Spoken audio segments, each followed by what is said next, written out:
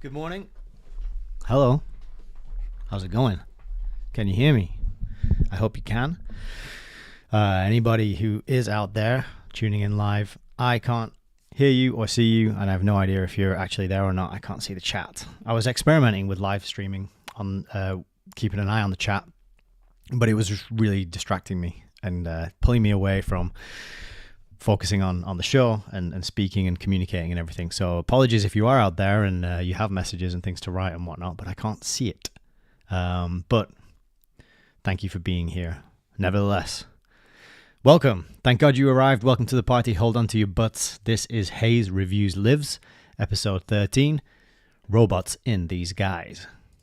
Hi. Hello, everybody. I'm Nick. I'm a creator of HEYS Reviews.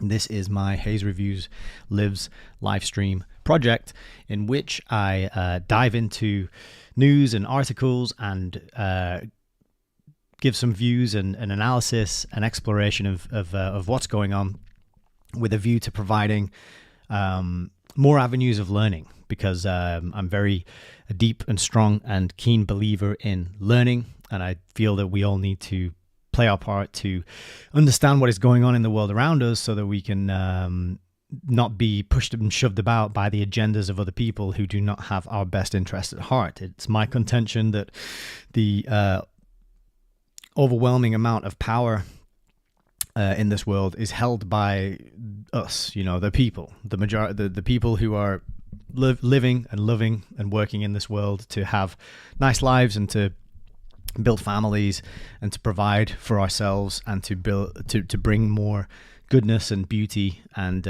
decency and honesty and truth into the world. And there's a small minority of parasitic wankers who are trying to spoil that for everybody, and they kind of use these divide and conquer tactics, and they try and pit us against each other, and they try and get us to blame each other and to hate each other and to be suspicious and to stay indoors and to avoid building relationships in our communities in the real world.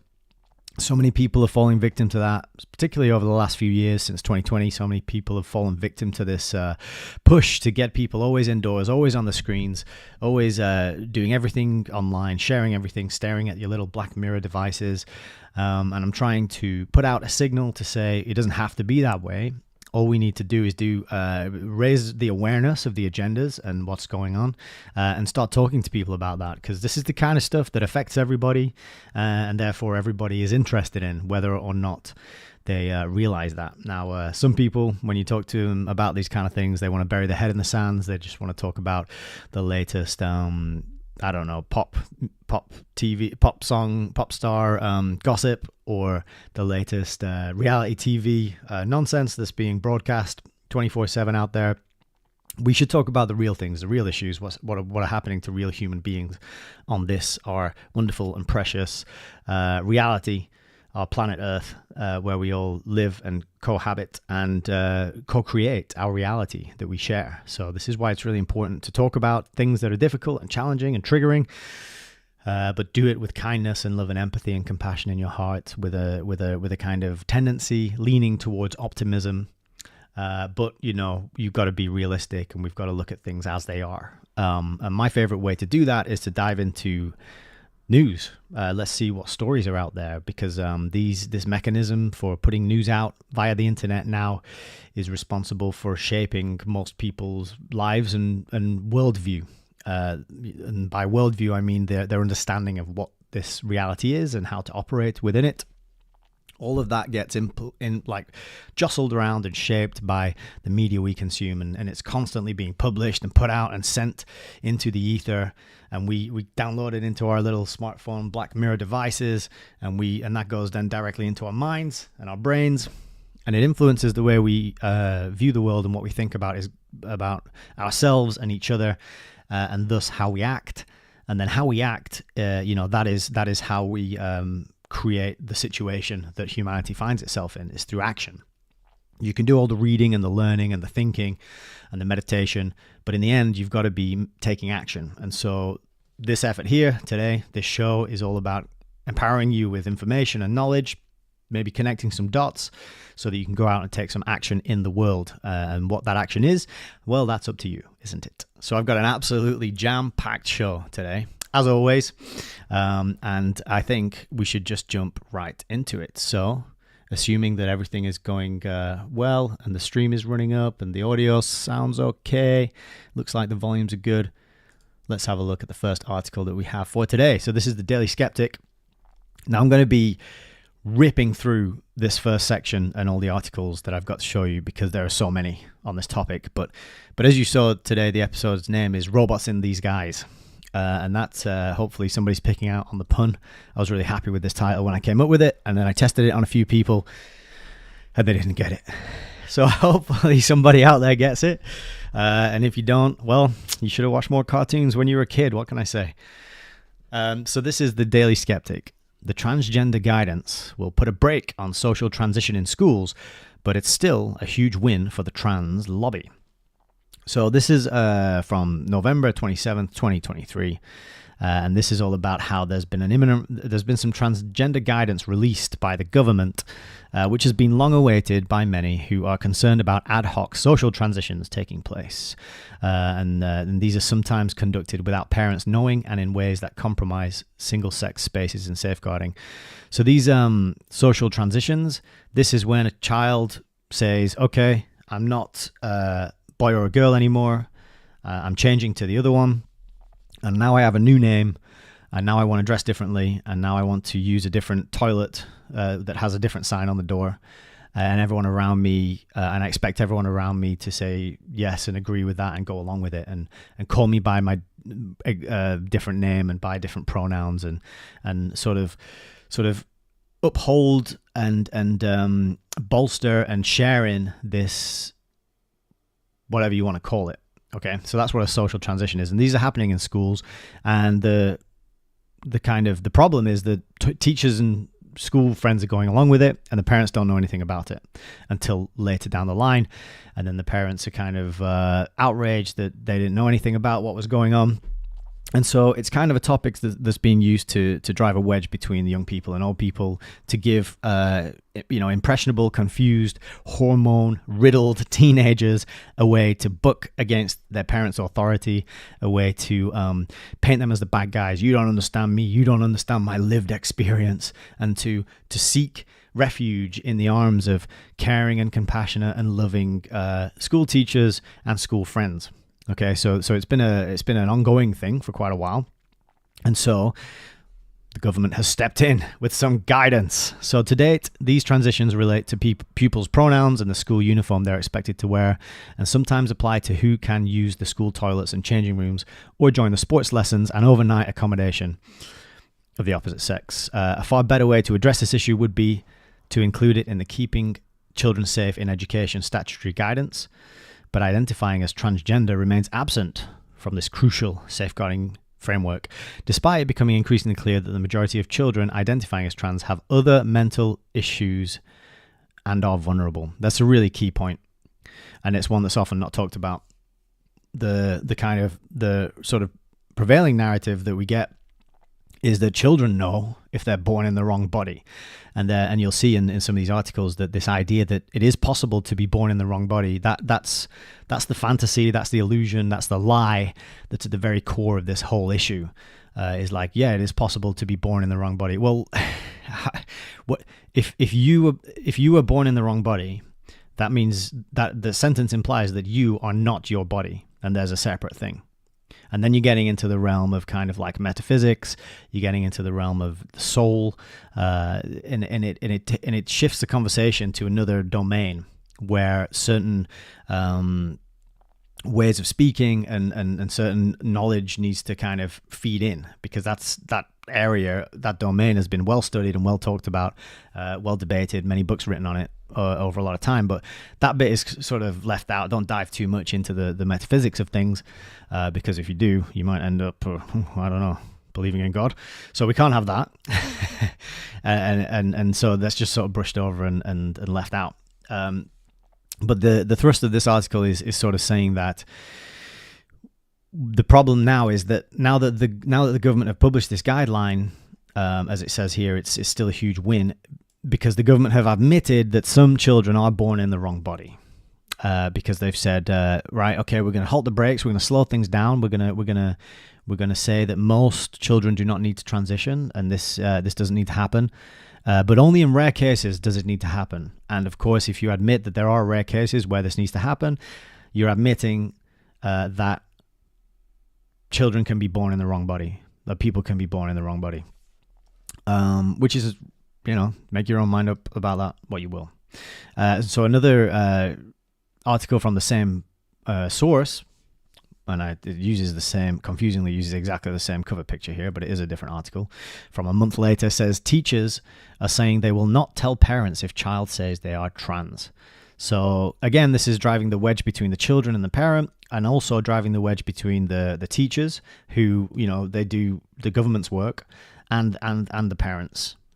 And so you've got this kind of double wedge coming in, where children are sort of being led, tempted, and pulled away. Impressionable children, as we just read, with mental health issues. There's a correlation between children who are autistic. There's a correlation as well between children who are just gay, and they're confused, and they're growing into that, and they're figuring it out, but they're being sort of tempted down this path, which can lead to absolutely catastrophic, irreversible damage in some cases. And so this kind of pitting of the parents against the teachers, of the children against the parents, and the teachers saying, come over here where we'll love and accept you, and we'll reinforce your preferences over your identity. It's very, very dangerous and insidious, and I think can be best seen as a way of the kind of government and the state trying to take away children and raise them and be more of an influence over their lives and development than parents are. Okay.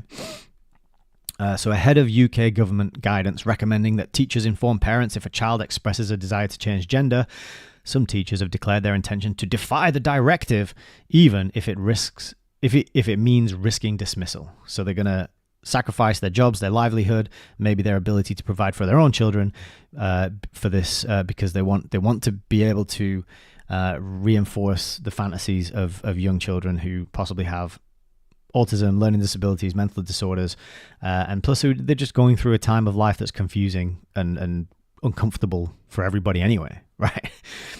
But they're saying it has emerged that several branches of Britain's biggest teaching union, the National Education Union, had published an open letter urging the government not to make teachers keep parents informed if a child said they wanted to change gender. So this is a teaching union saying, please do not make teachers inform the parents of children who want to change gender.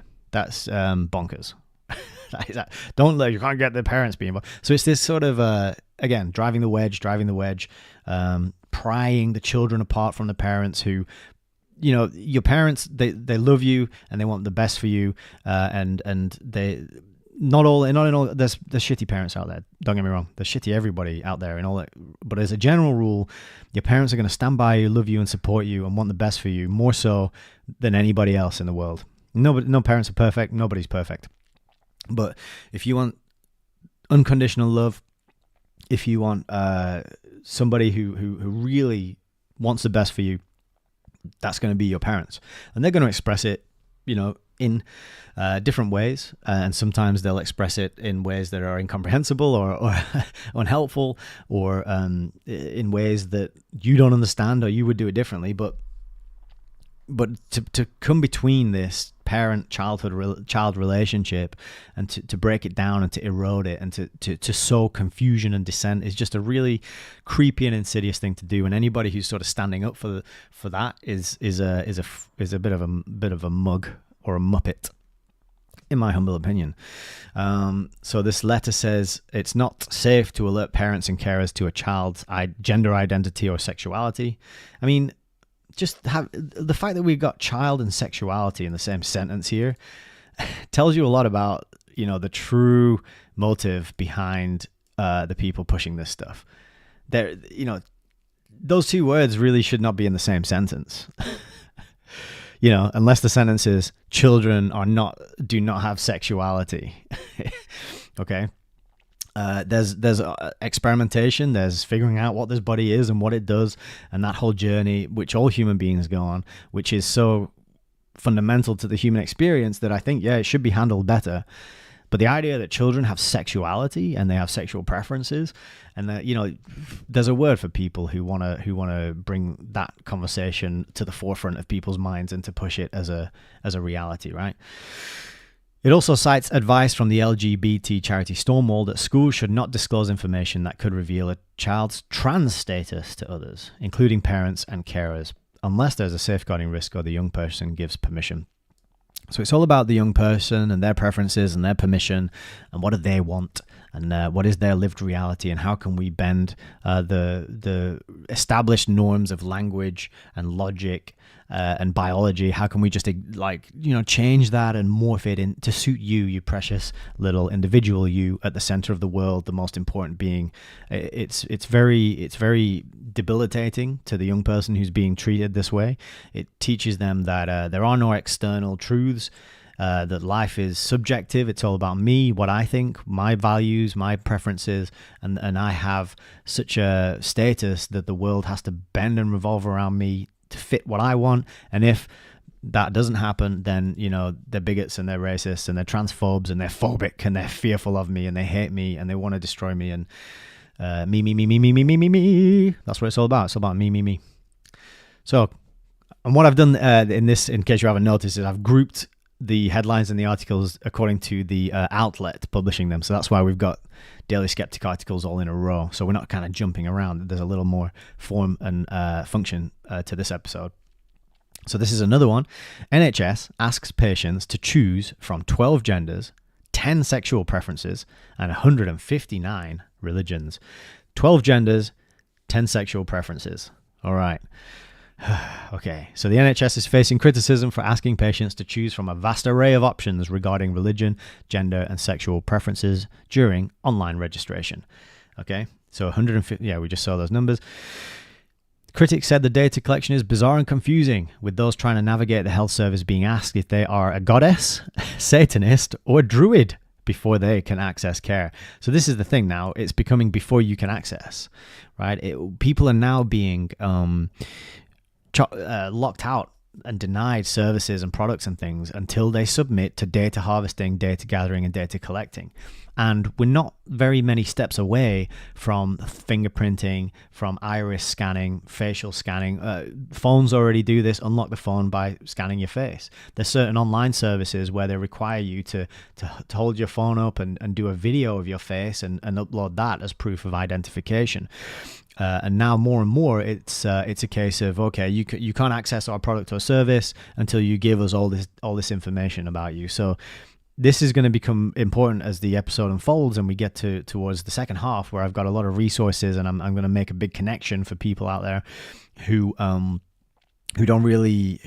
aware of this yet, this whole trans thing, and why is it all over the news, and why is it on TV shows everywhere, and it's so prevalent in our culture these days and has been for a while. Why is that? And I'm going to pull back the curtain and tell you why that is and tell you what's behind this whole movement. But it connects with this data collection. It connects with things I've talked about on the show before, which is data harvesting, getting everything I can tracked and traced and logged and saved somewhere in the cloud. And there is no cloud. That's just a computer somewhere else that you don't own.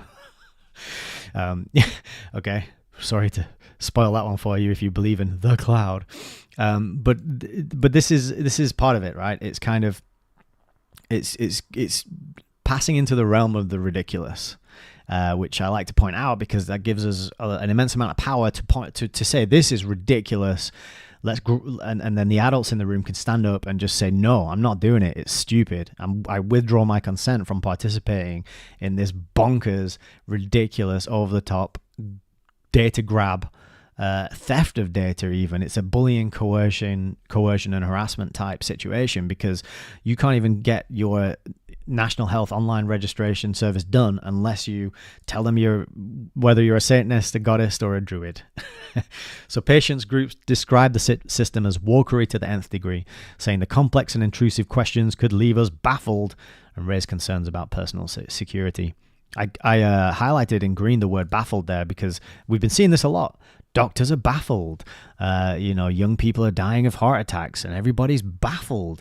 Max Egan pointed out that this word baffle, it actually has a secondary meaning. So baffled, it can mean to be confused, to be uncertain. But it also has another meaning, which means to be muted or prevented from speaking. Someone has have someone's hand over your mouth so you can't communicate.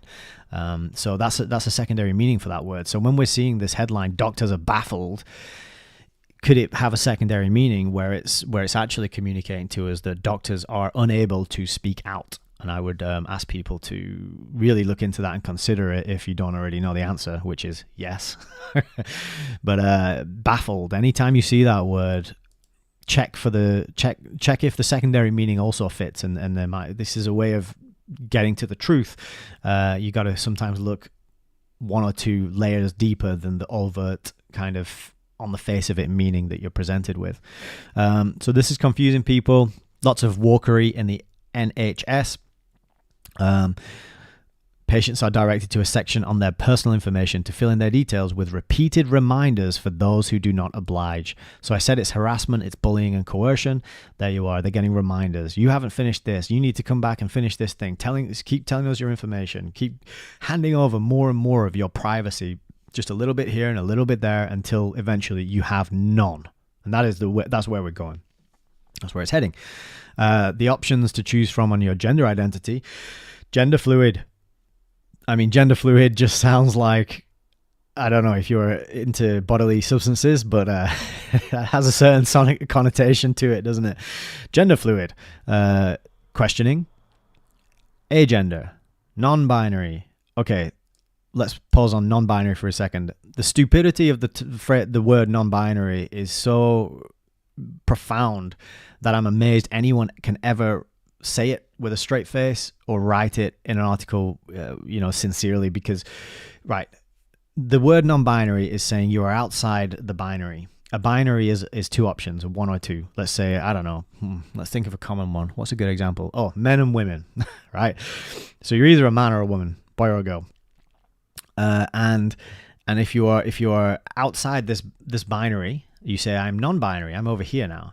So what you've done by saying I'm outside the binary, the man-woman binary, I'm not in this man-woman binary, I'm over here, you've now created another binary, right? You see, you've created the people inside the binary, that's this group, and people outside the binary, that's this group. So non-binary itself is a binary term.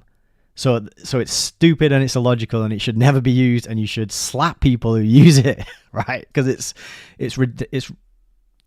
yeah, you get the point. Don't slap anybody, but just imagine slapping them. Demi boy, demi girl. I don't even know what that means, but it sounds a lot like demon. I'll just put that out there. Patients are also offered a menu of sexual preferences, including pansexual. I guess that's got something to do with cooking. Bisexual, gay, heterosexual, lesbian, queer, questioning, unsure. What's the difference between questioning and unsure? Or asexual. Or a combination of these. So you could be a bisexual, gay, heterosexual, lesbian, queer, questioning, unsure, asexual, presumably. Again, nonsense, relative, designed to confuse and perplex. And the people who go along with it and pretend it's real are being sort of hoodwinked. They think they're doing a good thing. They think they're kind of fighting the good fight on this most pressing of issues to stand up for human rights and whatnot. The road to hell is paved with good intentions. Patients are saying bizarre, confusing, and intrusive. I agree. Daily Skeptic. Okay, so this is, I think, the last of the Daily Skeptic articles we're looking at today. Mother pleaded guilty to avoid returning to a prison with trans inmates. So, caveat, I haven't looked this up any further than reading this article and to verify it.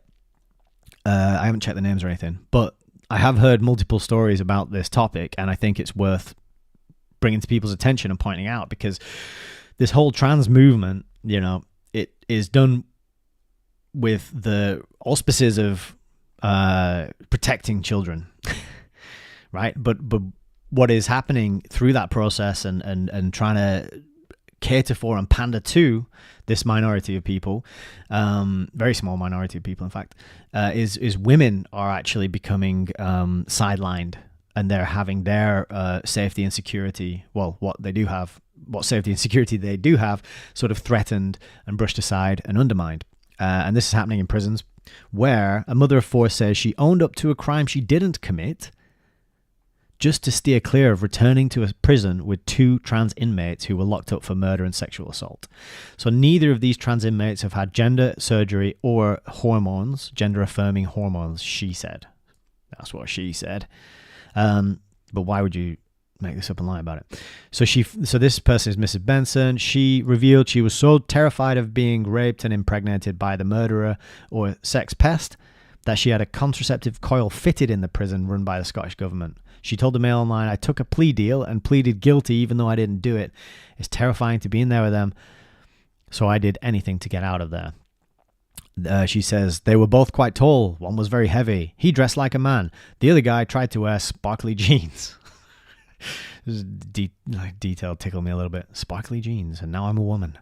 Rona Hotchkiss, who was governor of HMP Greenock until 2019, said, "We have 3 or 4 trans women in at once. It was a horrific situation. None of them had identified as trans before they came into prison." So this is the loophole. This is the loophole that is open to exploitation. And I'm not saying everybody will exploit it.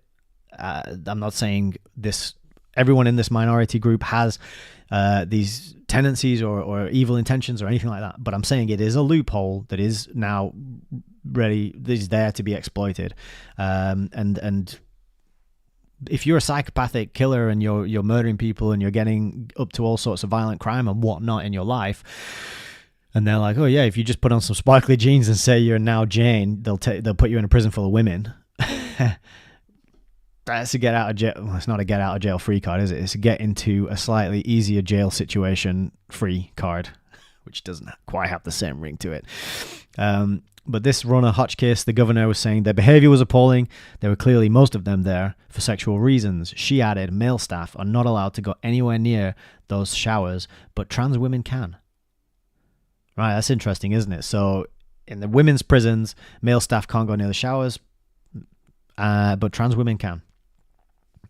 Very interesting. So it's being aware of the ways that this movement can be turned to the advantages of predators.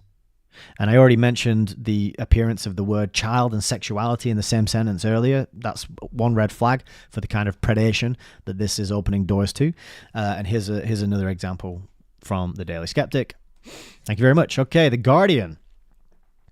This article is more than one month old, but trans inmates with history of violence against women to be mostly kept out of female Scottish jails. Mostly. It's like the protests in America. What were they? They were kind of like fiery, but mostly peaceful. And these people were burning down buildings and setting cars on fire and looting and smashing up shops. But they were mostly peaceful. So I bet that's reassuring. Trans inmates are going to be mostly kept out of female Scottish jails.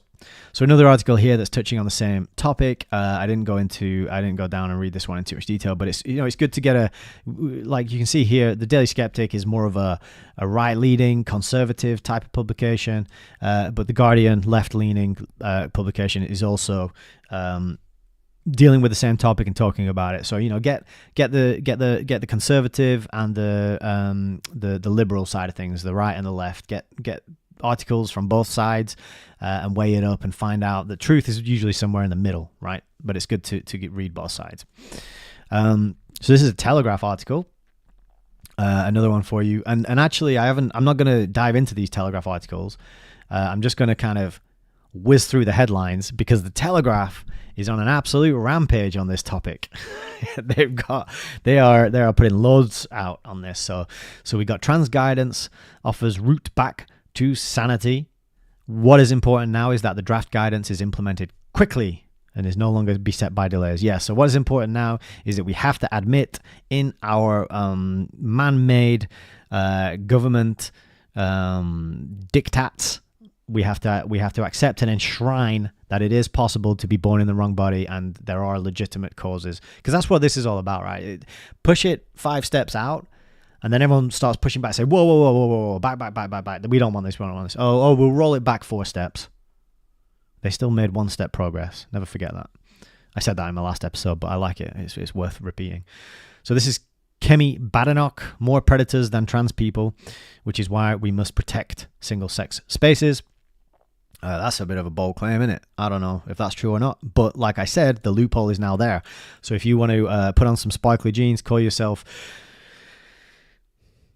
Brenda, and go into women's changing rooms and hang out with women and young girls who are getting changed in a swimming pool, for example, that loophole now exists for you to go and do that.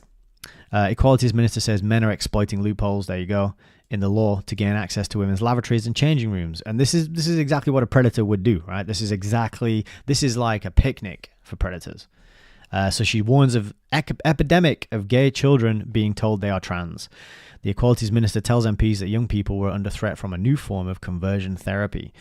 So again, how do you separate the children who are going to grow up to be gay from the children who have body dysmorphia, from the children who have been abused and now have some sort of non-heterosexual expectations or preferences around sexuality due to that abuse? There's all of these factors that go into it. What about children who've been exposed to plastics and chemicals and things that have messed with their hormones, and that's leading to their feelings of confusion and identity crisis? What about the fact that just all kids go through identity crises because that's part of growing up in puberty? Where's puberty gone? You know, it's not even, I don't even see the word puberty in these articles that we're looking at these days. It's just absent. It's been thrown out. It doesn't happen, you know. Children have sexuality. They don't have puberty anymore. So, you know, a lot of factors, a lot of things feed into this. And I think it's not being adequately and appropriately parsed with sensitivity and care, right? Which is what we need to bring more of into the world. Sensitivity, more care, kindness, compassion, love. But we also need to bring more righteous indignation to things that don't make sense, that are illogical, and that are harming innocent people that we, as an adult, the adult component of our society, we're responsible for taking care of our young people, not kind of handing them off to the government and to do-gooder teachers to have them mutilated and permanently scarred and hormonally crippled for the rest of their lives. Although there's plenty of people out there who would like that to happen and want that to happen and are working very hard to make that happen. And I'm going to tell you why later on in this episode. Telegraph. Education charity tells governors to use correct pronouns when addressing trans pupils. So it's an education charity is telling the governors what to do. Okay, that seems like the wrong way around. But they're saying use the correct pronouns. Use whatever pronouns. I mean, if you've seen some of these pronouns, they're unpronounceable. Some of these pronouns that are being touted and thrown around out there, they don't make any sense. And the children can change them on a dime, because if you can change them once, you can change them as many times as you like. So one day you can come in and be this, that, you know, he, him, her. Another day you come in, she, you can be a he, him, her. That didn't make sense. He, him. He, him, and then she, her, sorry. And then all the other crazy ones in between and around that have been added onto that. You can make up your own. Right, so you can come in and you can say, okay, today I want to be known as Zip. Refer to me as Zip. My pronoun is I'm a Zip and I'm a Zop. Right, and if somebody doesn't, then you can, like, I don't know, take them to court for a hate crime because they didn't use your preferred pronouns. You know, it's loopholes and traps, and these kind of loopholes and traps are exploited by cowards, they're exploited by predators, and they're exploited by people who have no sense, who are so weak and frail and insecure on the inside that they have to use these loopholes to bully and manipulate and get one over on people. And it's just gross. It's just like, ugh, why would you want to get into that and do that and do that to other people? But, you know, you got education charities out there who are saying we must use these fake imaginary words that they can change it at a moment's notice. And it's giving all this power to children, and you can't give power to children. Come on, they're children. Okay, Telegraph still going. A new NHS trans scandal is now unfolding across the country. Activist organisations have been allowed to structure policies for many years without challenge, and this is not changing. So kind of similar to the last one, you've got charities and activist organisations having an overwhelming influence on NHS policies, government policies. Is that right? Firefighters are being taught that biological sex is just a label and may run along a spectrum. So West Sussex Fire and Rescue trained staff are on trans and non-binary inclusion and how white Western cultures see gender as an either-or choice. Well, it's not about white Western culture seeing it as an either-or choice. It's about chromosomes and the way they express in the human organism as designed by the creator. That is it's just that, like, it's biology. It's nothing to do with the whites or the Western or the culture, right? But that's what firefighters are being told. Social workers accused of teaching trans ideology as fact to vulnerable children. So again, this is where you got to look at, okay, children who have been abused, children who might be autistic, children who have been exposed to toxic chemicals and plastics, and these too much soy is known to mimic estrogen within the body, for example. There's all these different avenues and factors that feed into the expression of masculinity, femininity, the expression of sex, right? And they're never talked about. They're always left out of this conversation by these mainstream publications. But dangerous and unscientific guidance issued by independent body needs to be scrapped and rewritten. Yeah. Taxpayer-funded children's show with trans voices branded tasteless. Scheduled shows include queer cabaret and tour around the human body with trans non-binary doctor.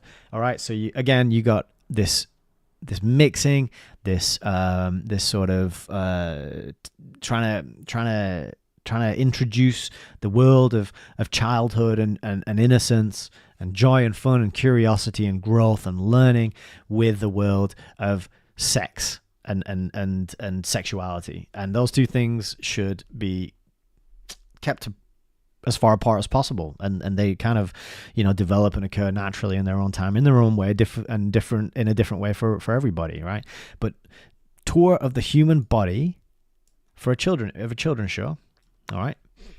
Teacher is banned for misgendering pupil.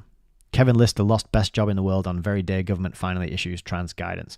Yeah, so this guy, again, like I said before, you come in one day, you want to be gendered a certain way, you change it the next day, and then you make a complaint, and then you ruin a guy's career, you ruin a guy's livelihood, just like that overnight, giving all this power to these children. Britain faces UN blacklist after lobbying by trans rights groups. So again, it's these groups, these charities, these what was the other one? It was a teaching union, wasn't it? Education union. So this is a UK's human rights body, could be stripped of status after campaigners, including Stonewall, so that's them again, successfully pushed for special review. So some sort of UN blacklist after lobbying. So yeah, you can kind of see that the UN is actually a key component in this, because it's an ideology that is kind of coming top down. It's not a grassroots movement; it's coming top down, right? When you have a month of every calendar year that all companies display a certain symbol in their establishments, in their businesses, then you gotta recognize that this is coming top down.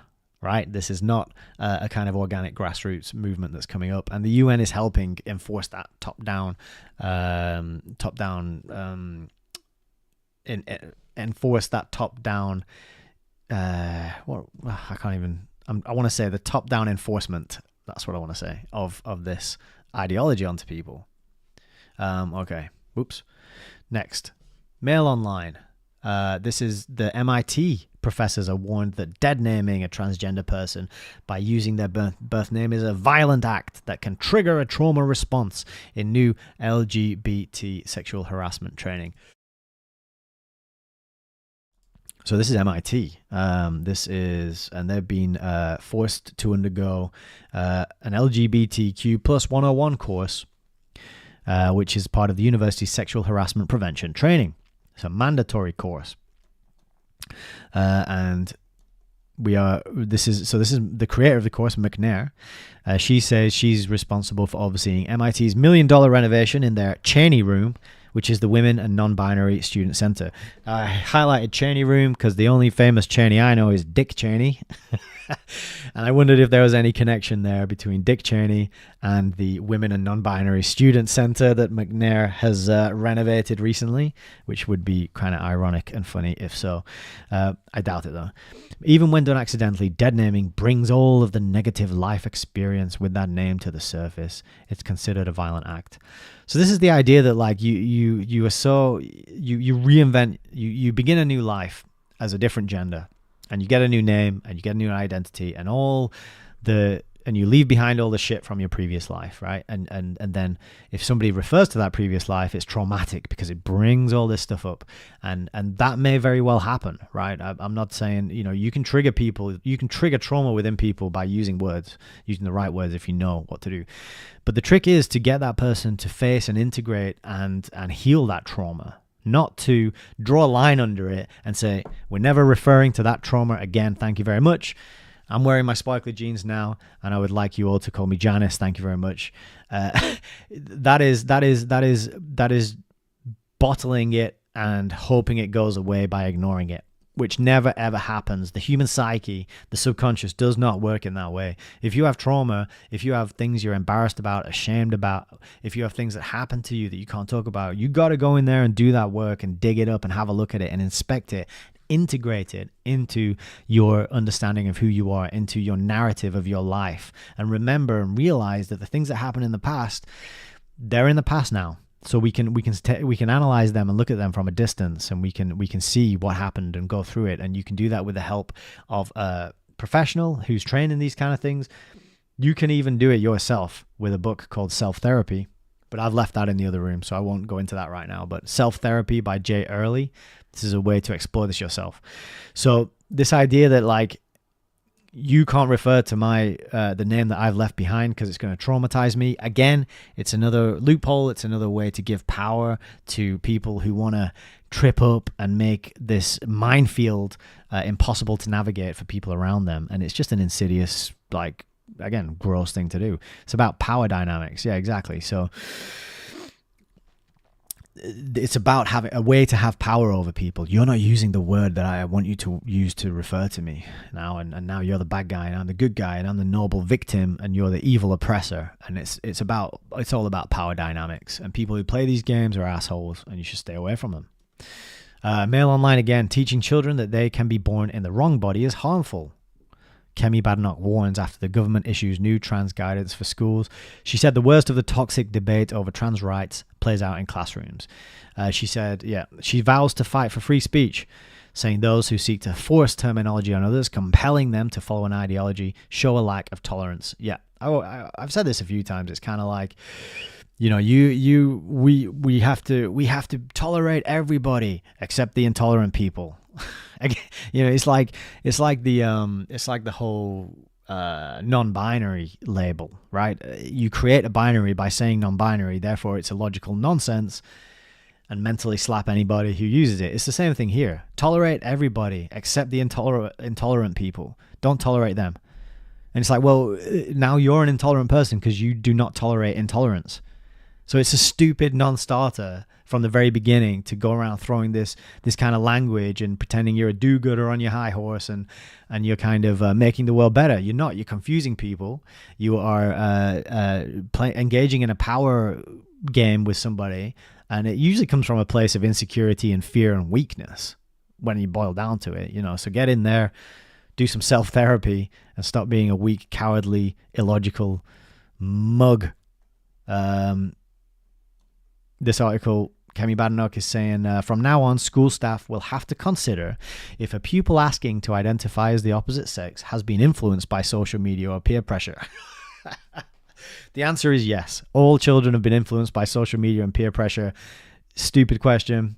But crucially, they must have their parents' consent before taking action. So hopefully this will will lessen the number of children who are brought who are pulled into this ideology via social media, via peer pressure, via the top down, via the influencers and the YouTubers and all this. If you got to get your parents' consent, then hopefully the parents will make sure to inject some logic, some clear thinking, some rationality, some long-term thinking. I think that's often missing from this conversation as well. You're not thinking long-term. You think, oh, you might get to role play, do a bit of LARPing for the time being, but what about the 15, 20 years, 25 years down the line? These decisions are going to have a profound impact over there, yes, children are not well known for projecting and thinking out into the future, but the ones who do are happier and more successful, more well-rounded, and they have a better life, planning ahead, thinking ahead, right? So hopefully that is a good move.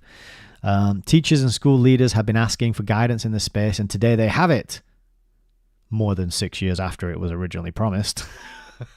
So I had to laugh at that as well. So it's been 6 years. Right? So how much damage has been done in 6 years? How much harm? How many lives ruined? How many fights and falling out and between families and children and parents and teachers? The drama, the relationships that have been strained and tested, perhaps even broken, maybe even beyond repair over these issues, because it's taken 6 years to put together a piece of paper saying, yeah, you need parents involved in this. Just staggering. So that kind of, that kind of thing, that kind of fact, 6 years to get this out tells me that it was deliberately, they let it go on this long deliberately, because this is all part of the plan, as we're going to see later on in this episode. Okay. So this is, again, another Mail Online story about a guy getting sacked for, was it a guy? Yeah, this is Kevin Lister again. He got sacked for 20 years as a teacher. 20-year career, 2 decades down the drain. I mean, if you've been doing it for that long, you've got to be doing something right. Okay, you might not be the best teacher in the world. You might not be John Taylor Gatto, but you haven't been sacked in 20 years. So, and you're clearly committed and you're clearly in it for the long haul, right? And you stood up to gender ideology, and boom, your career's over. Because he dared to challenge whether his colleagues and whether he and his colleagues should be affirming a 17-year-old female student's assertion that she was a boy without speaking to her parents. So again, it's this parent issue. Are the parents being involved? Are they being sidetracked? He says, look, let's talk to your parents about this. Boom, sacked, because she put in an argument. She put in a letter and a complaint about him. So this, he's talking about how this ideology has infiltrated our education system, right? It hasn't infiltrated, it hasn't sneaked in like a ninja from nowhere, right? It's been deliberately put there as the thing to be taught to young people for a reason. Okay, so this is the Mail's not doing a good job here. It's not about, it's just snuck it. Somebody left the back door open, and then the ideology sneaked in, and it changed all the textbooks, and it changed all the teaching materials, and where did this come from? And then the teachers just went along with it because it just snuck in there. Like, come on, Mail, do your job. Who's this guy? Who's writing this? Oh, this is Kevin Lister himself writing this. Kevin. Dude, you need to watch my videos and look at some of the resources that I'm going to give you at the end of this episode, right? Because it is not an infiltration. It is a top-down, this is the way it's going to be, and we're doing this on purpose. It's very different, okay? It's being done on purpose. So, Kevin, pull your finger out, mate. But I'm sorry you lost your job, because you shouldn't have. Mail Online again. Activist schools are already threatening to flout new trans guidance being issued today. So this is the same story that we saw, but yeah, the activists, the do-gooders, the world-changing people who want to change the world by mutilating children and sexualizing them. They're already saying that they're going to ignore this government guidance, so that's helpful, but good to be aware of.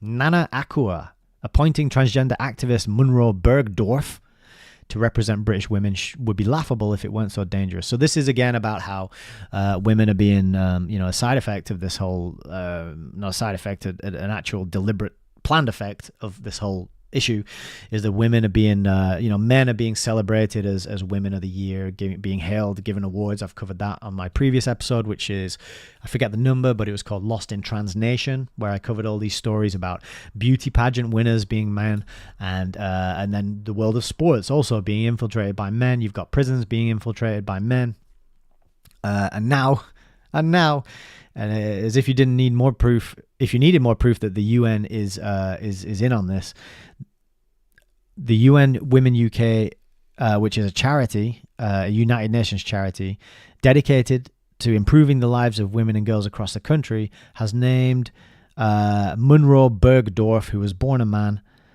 as their first UK champion, which is an ambassadorial role tasked with helping to empower the female of the species. So the UN is making a man the group's first UK champion of a charity helping to empower females. That says it all right there. The UN is in on this. The UN is pushing this, and the UN is part of the darn problem. I mean, if anyone's infiltrating the schools, it's the UN, but they're not really infiltrating it because they're doing it with the approval and the consent and the support of all the establishment figures, right? And this Daily Mail pushback and these articles that I've just been showing you, it's all kind of fake pushback, because it's not really telling you what's behind it. It's not really telling you where it's coming from. It's sort of painting this picture that it's like an organic thing that's just happening, and we need to be aware of it, and we need to push back. But again, 5 steps forward, 3, 4 steps back. They're still making 1 or 2 steps progress in the direction that is the plan. And that's what this is all about, pointing that out. All right, so that actually brings us to the first section that I wanted to get through today, which the first section I wanted to get through today was all about the headlines, the news stories, and looking at what they're saying. And funnily enough, I was going through the different news websites, and I was typing in transhumanism, and I was sort of trying to see if what popped up. And all the ones I saw that you've just seen, that I just talked to you about there, they popped up. Interestingly, I typed in the Times. I went to the Times online website, and they don't have any stories about trans ideology, trans this, trans that. Nothing, none of that, which is really cool. And I thought that was funny.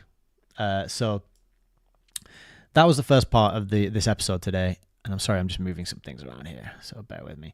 And the whole point of that was just to get the headlines and get the picture and what's being pushed out there in terms of mainstream media, which, if you've watched any amount of my shows before, you'll know I think is a tool for propaganda, for mind control, for manipulation. It's not there to serve you. It's not there to inform you. It's certainly not there to give you the truth, right? But it's a useful starting point to see what is being put out there and to analyze it and pick it apart and to see the ways which it's failing you. They have a responsibility in these institutions and organizations. They really have a responsibility to help you understand the world and what's going on in it. And they're failing you, and they should be, ignored and supplanted and replaced by much better sources of information. And that's what I'm going to give you next in the next part of the show. So we're going to move on now a little bit. If I just press this. Let me see a second. Yes. We're going to move on to Redux, feminist news and opinion. So this is following on with the theme, and we're seeing this story here about a transgender disc golfer who wins settlement forcing professional association to drop restrictions on male participation in women's categories. The Professional Disc Golf Association, the lawsuit was launched earlier this year by Natalie Ryan, who has been dominating women's competitions prior to the PDGA attempting to rein in male competitors. So this man, he's wearing sparkly jeans, and he's changed his name to Natalie, and now he's dominating the women's competitions. And he's won a lawsuit and a settlement which is enabling and allowing him to do this. So this is just another example of how women and girls and they're being under attack. They're having their vital and critical and crucial role undermined and eroded and kind of broken down. and it's an absolute tragedy. And we should all adults should be ashamed of themselves for letting this happening and not speaking out, not putting the force of their words and their focus and attention and efforts behind like calling it out and doing something about it. And this is just a classic example. There's been many such examples, but it's still ongoing. This is December 23, 2023. And the problem is that this PDGA is not financially or logistically in a position to take the lead in multi-state litigation on this topic. That's the statement they gave, so they have to just let it go. For the first time in recent memory, the PDGA will end the year with a net operating loss, and it's not in the best interest of our members to continue to allocate resources to further litigation. Following the settlement agreement, Ryan boasted of his victory on Instagram. What a tool. Yeah. I mean, predator, right? It's a loophole that's allowing predators and weak men to dominate women and to get one over on them. And it comes from a place of hate, and allowing them to do it. It comes from a place of supporting hate, which people tell themselves, "Oh, I'm a good person," but road to hell is paved with good intentions. As always, that does not change. So that's another good article to dive into there and have a look at, just to see that this is still ongoing, it's still happening.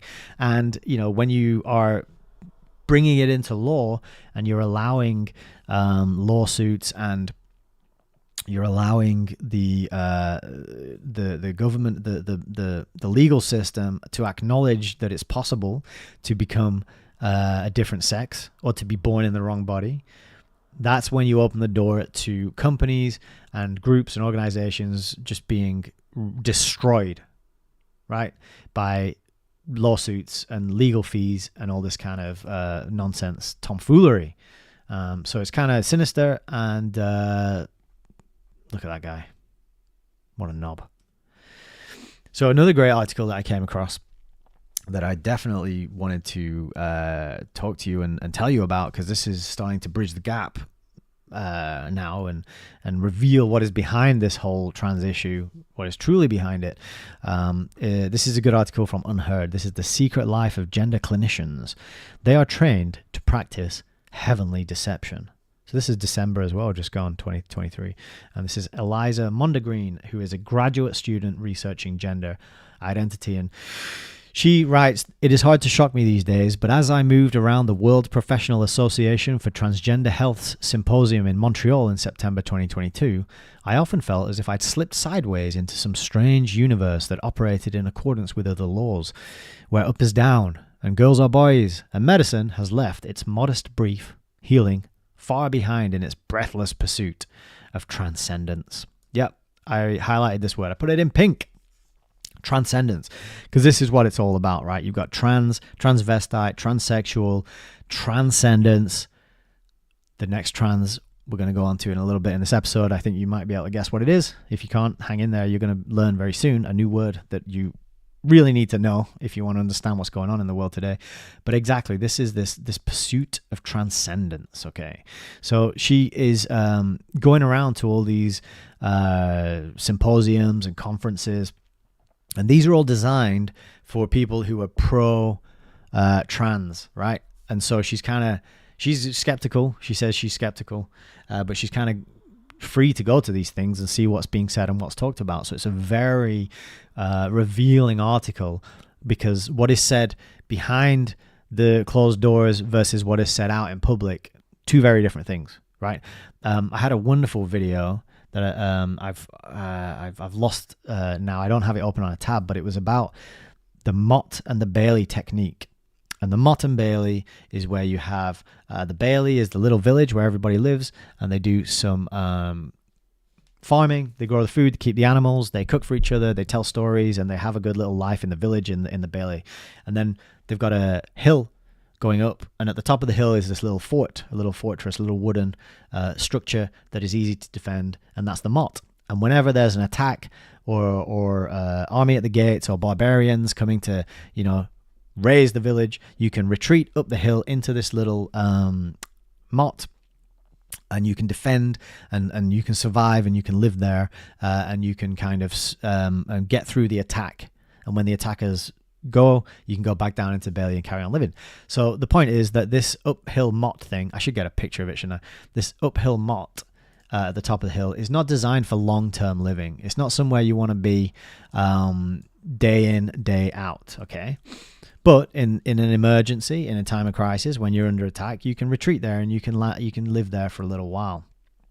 All right, let's get this picture up. So what's the relevant? Why am I rambling on about this? Well, this video that I found, this guy made a really fantastic video about. Here we go. And he used this picture, I think, and what he said, I'll actually put the link to this guy's video in the comment box underneath, so you can go and see it and sign up to him. He's doing great work. I wish I could remember his name to properly shout him out, but I'm gonna make this point anyway, and in my own imperfect way. His version's better, very entertaining, very funny. But he says what people do is when they're doing this, talking about certain issues. And this is the kind of the thing I was just talking about, behind closed doors and then out in public. Imagine that's the divide. So in the wooden keep up here, the motte, that is behind closed doors. No, sorry. That is the public facing. That is the defensive footing, right? We just care about children. We want to make sure children can be themselves, whoever they are, and that they're loved and they're accepted, and that they are treated as the unique, precious individuals, and they have a good life, free from hate, free from stigma, free from bullying. And that all sounds very good, right? And that's what they'll tell you when they're in the defensive position. Now, in their conferences and behind closed doors, they come down to the Bailey, and this is where they're talking about sexualizing children. This is where they're talking about putting children in for surgery and altering their hormones with chemicals that are irreversible, and psychologically prying them away from their parents and their loved ones and their family, and getting them in here under the arms and the wing of the mummy government and daddy government and the school. And so this is the tactic. And this article, I was just looking at the Unheard article, she's kind of going in and seeing, what are they talking about when they're open, when there's no predator there, when there's nobody there to criticize them, when there's nobody there to ask the hard questions and to test and poke and prod the logic and the ideas. What are they when their guard is down? In other words, what are they talking about when their guard's down? Not when their guard's up and they're up in the keep, and then it's all about, well, we just want children to have a good life free of hate and bullying, which anyone would agree with, right? You don't want children to experience hate and bullying. That's what they'll say publicly, but actually, what are they really saying? What do they really mean? And she did a very great piece of investigative journalism in going to these places to find out what they mean. So that is, I hope that made sense. She is now in the Bailey. She's seeing what they talk about, what they're saying when their guard is down. And that, I think, is a really important resource. So let's have a look at what she discovered. And let's just click that to full screen there. So I wanted to know what gender clinicians were saying behind closed doors. I wanted to see how they understand the work they do, the patients they serve, and the criticism they face. That's why I began attending the conferences. After years of flying under the radar, the field of transgender healthcare is facing serious questions. In response, the field of trans healthcare is becoming ever more secretive. Why could that be? Why are you being secretive? Is it because you're up to no good? There is a sharp demarcation between what gender clinicians say in public and what they say in private. So this is the Mott and Bailey. So I'm hammering it home and I'm repeating it because it's such a powerful image to remember when you're discussing and debating any hot incendiary topic with people. There's a Mott and there's a Bailey, and you want to be in the Bailey with them. You want to be like, okay, no judgment, no attack, no conflict here. I want to see you where you're at and invite you to just reveal yourself, and you can do that and create a safe place, for lack of a better, I hate that term. But just try and don't bring judgment, don't bring preconceptions, don't bring I'm going to attack and beat you and win and an energy of conflict to it, right? Bring an energy of compassionate curiosity. I'm really interested in knowing exactly what you think about this and why, and help me understand. This is a really key phrase that Richard Grove often teaches in the autonomy course. help me understand why you think it's okay to put children through irreversible surgery. Okay, help me understand why you think it's okay for children to be sexualized by tours of the body. Help me understand why you think it's okay for children to watch overtly, like, scantily clad people in a parade in a street, for example. And just invite them to open up and explain it to you, and sit there and listen and be patient and give space for them to explain. And this is a really key, critical methodology for healing, for communicating, for moving on from an issue that's causing friction. So parents, help me understand to your children why you think it's possible to change into a boy or a girl. Help me understand why you think the people around you need to call you by a different name, right? And just invite them. And so this, it's better than an attack defense type of dynamic. That's my point. So this article is very long and very detailed. It's got some great stuff in it. Look at that. It just goes on and on and on. And you can really get a good sense of what is being said here, and make your own mind up. Do these people who are getting increasingly secretive as their ideas are brought under the microscope, under scrutiny, is that a good thing? I would say it's probably not. But yeah, epic, big piece of writing, worth checking out and looking at. Find out what these people have planned for our children. All right, another one from Ripped. I hadn't seen this website before. Or Gripped, sorry, not Ripped. Gripped, that's a G. Leading doctors consistently ignored by HSE over trans health dangers. So this is last night, prime time, aired a special report about so-called gender-affirming care, in which leading clinicians Dr. Donald O'Shea and Dr. Paul Moran spoke of how their concerns were consistently ignored by the HSE. These are Ireland's two most experienced experts in the area, and they're saying that the HSE is being led by trans activists. So again, it's these activists, and the thing with activists is these activist groups, these charities, they get funded. Where does their funding come from? They're not just coming out of nowhere. They're not doing it out there in their free time, out of the goodness of their hearts, because it's a worthwhile cause. No. There's funding, there's money, there's resources being poured into this from somewhere. Somebody with a big bank account is saying, I'm going to give that organization hundreds of thousands of pounds to go out and lobby and influence and do activism, right? This is the key questions. It's not organic. It's not coming out of nowhere. It is being funded, is being pushed. It is being artificially amplified through our Black Mirror technology devices, social media influencers and whatnot. So these are the kind of questions you got to know about.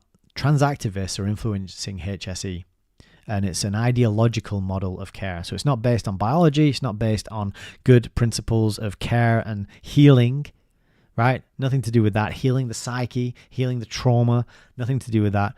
It's ideological. Right? It's a child says they want to be a pirate. I'm going to chop their leg off, poke their eye out, give an eye patch and a peg leg. That's what it is. That's the ideology. So they've taken the unprecedented step of lodging a formal complaint against the HSE to the health standards watchdog HIQA, saying the HSE is not adhering to evidence-based care in the treatment of children expressing gender identity confusion, saying children are being referred to for unsafe and harmful treatments. Now, here we go. Now we're getting somewhere. Now we're learning something. Look at what I found in this next paragraph. The pair repeatedly flagged dangers in the way Irish children were being sent abroad to undergo treatments at the now disgraced NHS Tavistock clinic, with Moran telling Prime Time that these concerns were consistently ignored and the HSE showed no interest. Tavistock clinic. We have talked about this before on the episode Lost in Transnation. Tavistock Clinic is an extremely important and interesting group or institution, I suppose, here in London, in the UK.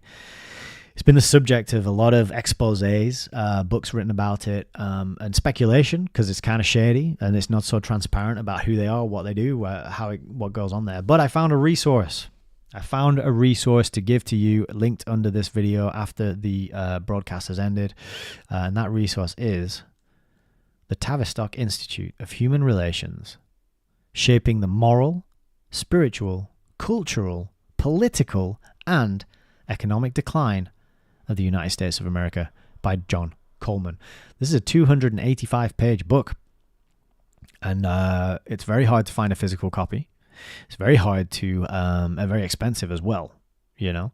And what the problem is here is that John Coleman, he's written a number of books which are revelatory in terms of the groups and the think tanks and the organizations and their plans and their motivations and the verifiable and provable sort of existence of these groups. And the problem is they act in secrecy. They have Chatham House rules where they kind of, a lot of things are said, you know, off the books, off the records. There's no meetings, minutes kept.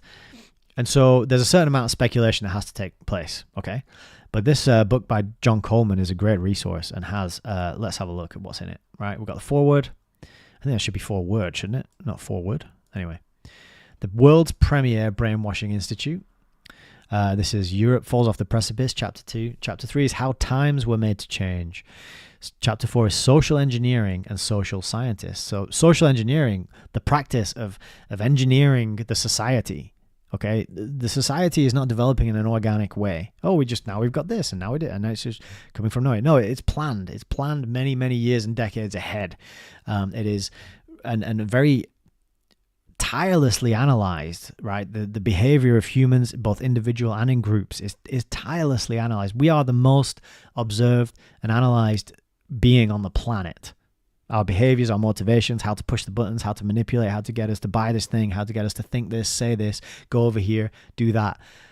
All of it is planned and all of it is laid out ahead of us, right? The path of least resistance is there, and it's a path into total digital slavery where we have nothing and we're happy, but we won't be happy, but we'll have some fake version of happiness, right? So social engineering. Now, chapter 5. Here is my man, H.G. Wells. Do we have what H.G. Wells calls an invisible government? If anyone's been paying attention to my channel recently, I've been live streaming a book. Let me show you here on a book cam. I've been live streaming a read-through of this book here, which is The Open Conspiracy by H.G. Wells. It's a 1928 book. This particular copy that I have here is from 1933, so almost 100 years old. I picked this up for a couple of pounds in the bookshop. I've been reading through this on my channel. It's taken me about 4.5 hours to get through. It's quite a short book. It's only about a third of this. And this book is all about the open conspiracy. It's all about H.G. Wells' idea that we need a scientific one world government. And so it's interesting to see him popping up in this book about the Tavistock Clinic. So another interesting connection there. And, you know, you'll learn about why H.G. Wells was such a big player and had such a key role, why he became so well known, right? And this is often the key to get people interested and involved in these discussions and to be waking up and to see there is a global kind of plan afoot. And it is being rolled out against us. It's to teach people about what they already know, but more about what they already know. So H.G. Wells, did you know he wrote a book called The Open Conspiracy? Did you know that he talked about an invisible government, for example? Okay. So carrying on with the book, we got mass communications, the making of public opinion, degrading women and decline of moral standards. Degrading women. That ties into what we've been talking about today, doesn't it? Supplanting women and having them replaced by men in many different ways. So can we see here, does it tell us, do we have a date of publication page? I don't think we do, actually. I wanted to see when this book came out because I think it was a while back. I don't know when. But we don't have that. Interesting. We don't have the publication page on this particular electronic copy. I may be able to find that for you. But suffice to say, the degrading of women is part of the plan. How individuals and groups react to blending fact with fiction. Polling comes of age. So this is, I think polling, I think I've never been asked to carry out a poll. So whoever they're asking to do that, it's not me, which means the results of those polls do not represent me because I'm never the person who's asked to fill them out. education, massive aspect of indoctrination and social shaping and control. Lewin's doctrine of identity change. So again, that ties into what we've talked about today. Can you change your identity? Can you just boop? Okay, sparkly jeans. My name's Jane. Can you do that? Is it so fluid and flexible and changing in a moment's notice as we kind of our young people are being taught and we're being badgered to believe? We've got the induced decline of Western civilization, something else I've talked about a lot on this show. The media's role, scientific propaganda. So one thing you'll notice if you check out my streams on H.G. Wells's Open Conspiracy book, he's always going on about science and the religion of science and how science needs to become the guiding light and needs to replace Christianity and communism and socialism, and we need science. And they're turning it into scientism, which is a religion. The blind obedience to science and trust the science, believe the science. Science says, the man in white lab coat decrees that science has told him that we all must ... So the scientific propaganda, scientific elite, that's at the very heart of what's going on.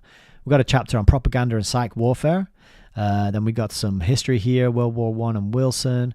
This is how the US were brought into World War I. Is an incredible story, and it was a conspiracy, provable, fact-based narrative that is overlooked and overshadowed and not really spoken about. Is history being repeated? The black art of successful lying. So he's going into the Gulf War. Peace is not popular. The Tavistock Institute, Britain's control of the US. Brainwashing.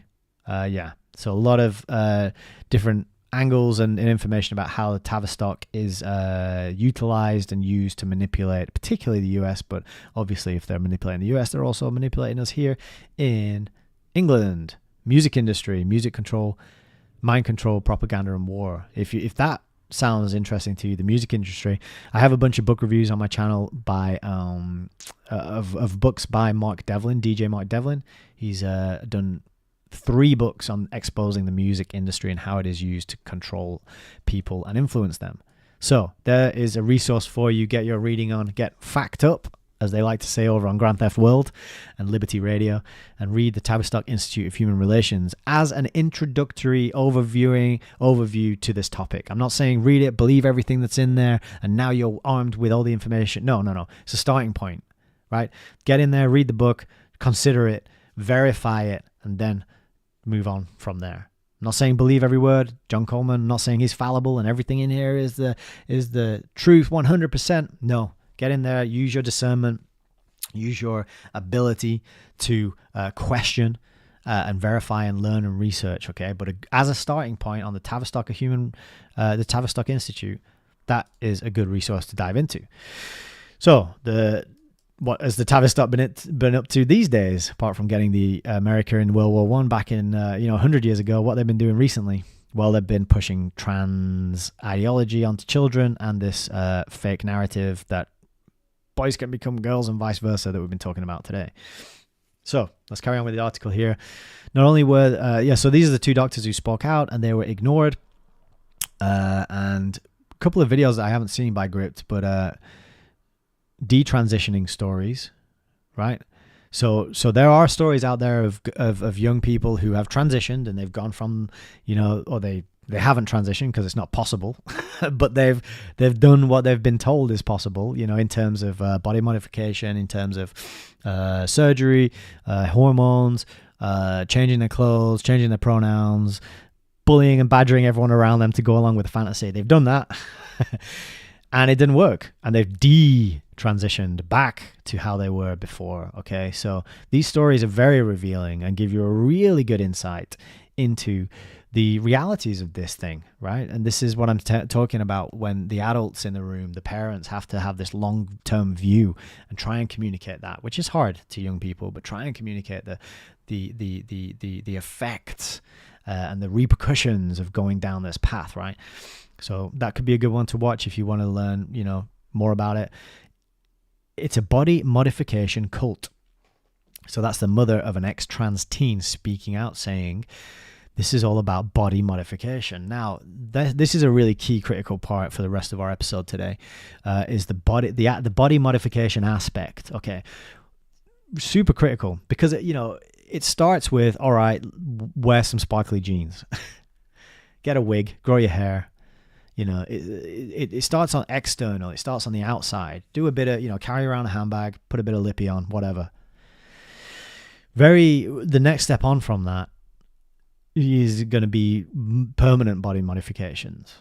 You know, things that, you know, have a bit of you chopped off and folded over and grafted back on in a different place, for example, right? So this is really at the core and at the heart. And this is how we find a bridge into what this movement is actually really about. And it's not about sexuality and sex. That's not what it's about. But it is about trans as in transforming, okay? So that's a little bit of a teaser for what we've got ahead in the rest of the episode. But for now, we'll carry on with this article. Professionals are simply agreeing with bizarre notions like having been born in the wrong body. Yeah, bizarre. And this is more or less the same in principle as telling a person suffering with anorexia that they are indeed fat and offering them assistance in losing more weight. Yeah, you're reinforcing a completely inaccurate, you're reinforcing a warped sense of self, right? And you don't reinforce the fantasy. You know, you work with somebody to heal and to dive into where it comes from and what caused it and what experiences perhaps in the past, what aspects of their subconscious are trying to protect that person through these activities and these behaviors, right? This is what I've been learning through my own journey, through the self-therapy work, is this internal family systems therapy is very powerful, and it's very revealing, and it's incredible what you learn about yourself. And you have these light bulb moments where you go, duh, obviously. And then you make these connections between your past and your upbringing and the events and the circumstances, and it just explains so much. And when you have that, when you can see that is why I do the thing I do, believe, think the things that I believe and think, then you can start to work on, okay, is this really helping me and serving me? And is this really what the real me wants? And then you can kind of work with it, and you can heal it to a place of wholeness and a place where you're more likely to be self-accepting and have love for yourself and empathy and compassion for yourself. And then that, once you have the love and the empathy and the compassion for yourself, then you can give it to other people. And that is the magic, because you can't give what you don't have, right? So it's hard to be loving and compassionate and empathetic and all that and kind to others if you are not like that to yourself. So give it to yourself. Then once you have it, you can give it to others, right? So it's very critical. But, you know, they're not going to tell you that at the Tavistock clinic. They're just going to chop bits off, put a sparkly hat on you and call you a new name. Gripped. Have a look at that one. Very revealing and interesting. Oh, we got a few more quotes down here. So diving into what happens to these children who do transition. They take cross-sex hormones, which have irreversible side effects for girls. And according to Irish psychotherapist Stella O'Malley, there has been a staggering 4,000% increase in the number of young girls expressing gender dysphoria over the past few years.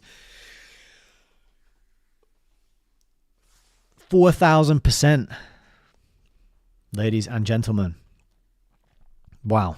So it's on the rise. It is coming at us from top down. It's not an infiltration thing. It's being pushed. It's being acknowledged by governments. It's being enforced in our courts of law. It is being rammed down our children's throats by organizations like the UN, charities like Stonewall, activist groups. Where do they get their funding? Find that out. That will reveal a lot. We learn. We learn on, and we talk, and we question. But we still do it. But we do it with love and compassion and kindness in our hearts, right? As little as 3 months on testosterone can cause a girl's voice to permanently deepen to a male pitch. Testosterone causes masculinization of the face, male pattern baldness, as well as other serious medical complications. It does not turn a girl into a boy. Nor does synthetic estrogen turn a boy into a girl.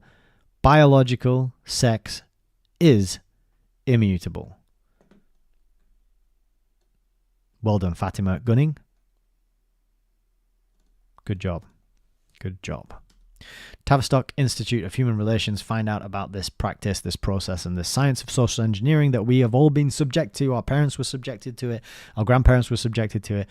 It explains a huge amount why people are crazy and why they're confused and why they get drawn up and bought and why they buy in to stupid bullshit nonsense like we are covering today. All right, we got an article from Spiked, the trans takeover of social work. Social workers are being bullied and coerced into accepting a dangerous ideology. Yeah. So again, it's a campaign group.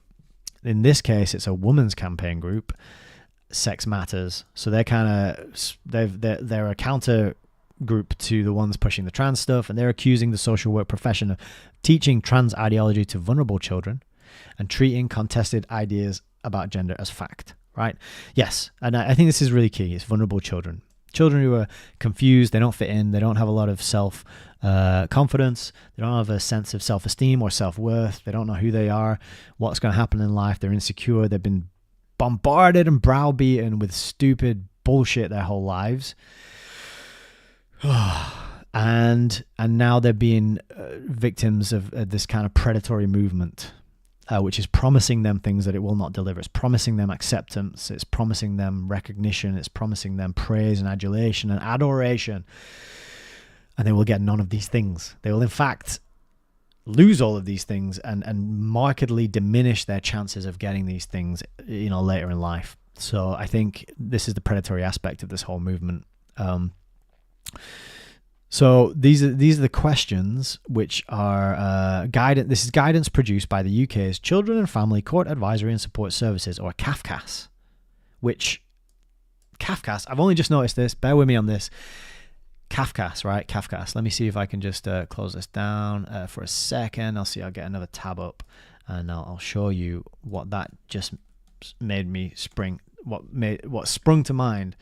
As I was reading that handy dandy little acronym, and don't we all know everything has to be a handy dandy little acronym these days? But as soon as I read that, it reminded me of this fellow right here, Franz Kafka. Yeah, I mean, it might be a stretch, but bear with me on this. Franz Kafka. So he was a Bohemian Jewish novelist and short story writer based in Prague. We'll highlight that. Okay, I'm going off on a totally unplanned tangent here, but let's see. Widely regarded as one of the major figures of 20th century literature, he fuses elements of realism and the fantastic. Okay, now that fusing realism and the fantastic could apply to this whole thing we're talking about today, couldn't it? His work typically features isolated protagonists, such as, a young child who's been abused or maybe has some autism or learning disabilities, or is just feeling bullied or left out or alone. Isolated protagonists facing bizarre or surrealistic predicaments. I'm born in the wrong body. Oh my gosh. And incomprehensible socio-bureaucratic powers. It has been interpreted as exploring themes of alienation, existential anxiety, guilt, and absurdity. Interesting, isn't it? That is very interesting. That is fascinating indeed. Because let's just bear with me a second. We'll just go back to the article here. We got Franz Kafka, but we got. Oh my God, I've lost the article. Where is it? Kafka's.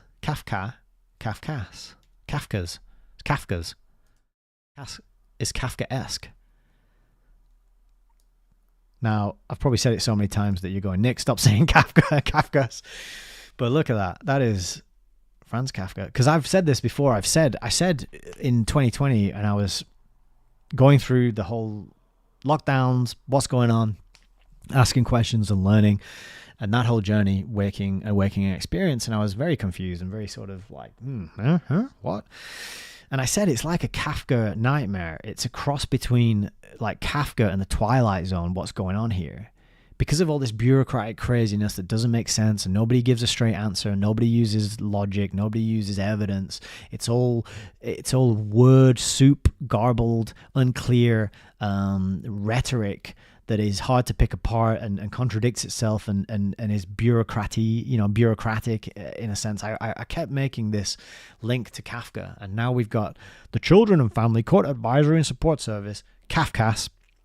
And what are they saying? Well, they're suggesting that social workers ask children as young as 13 questions like, your parents have told me that you are a girl or a boy. Is that what you think too?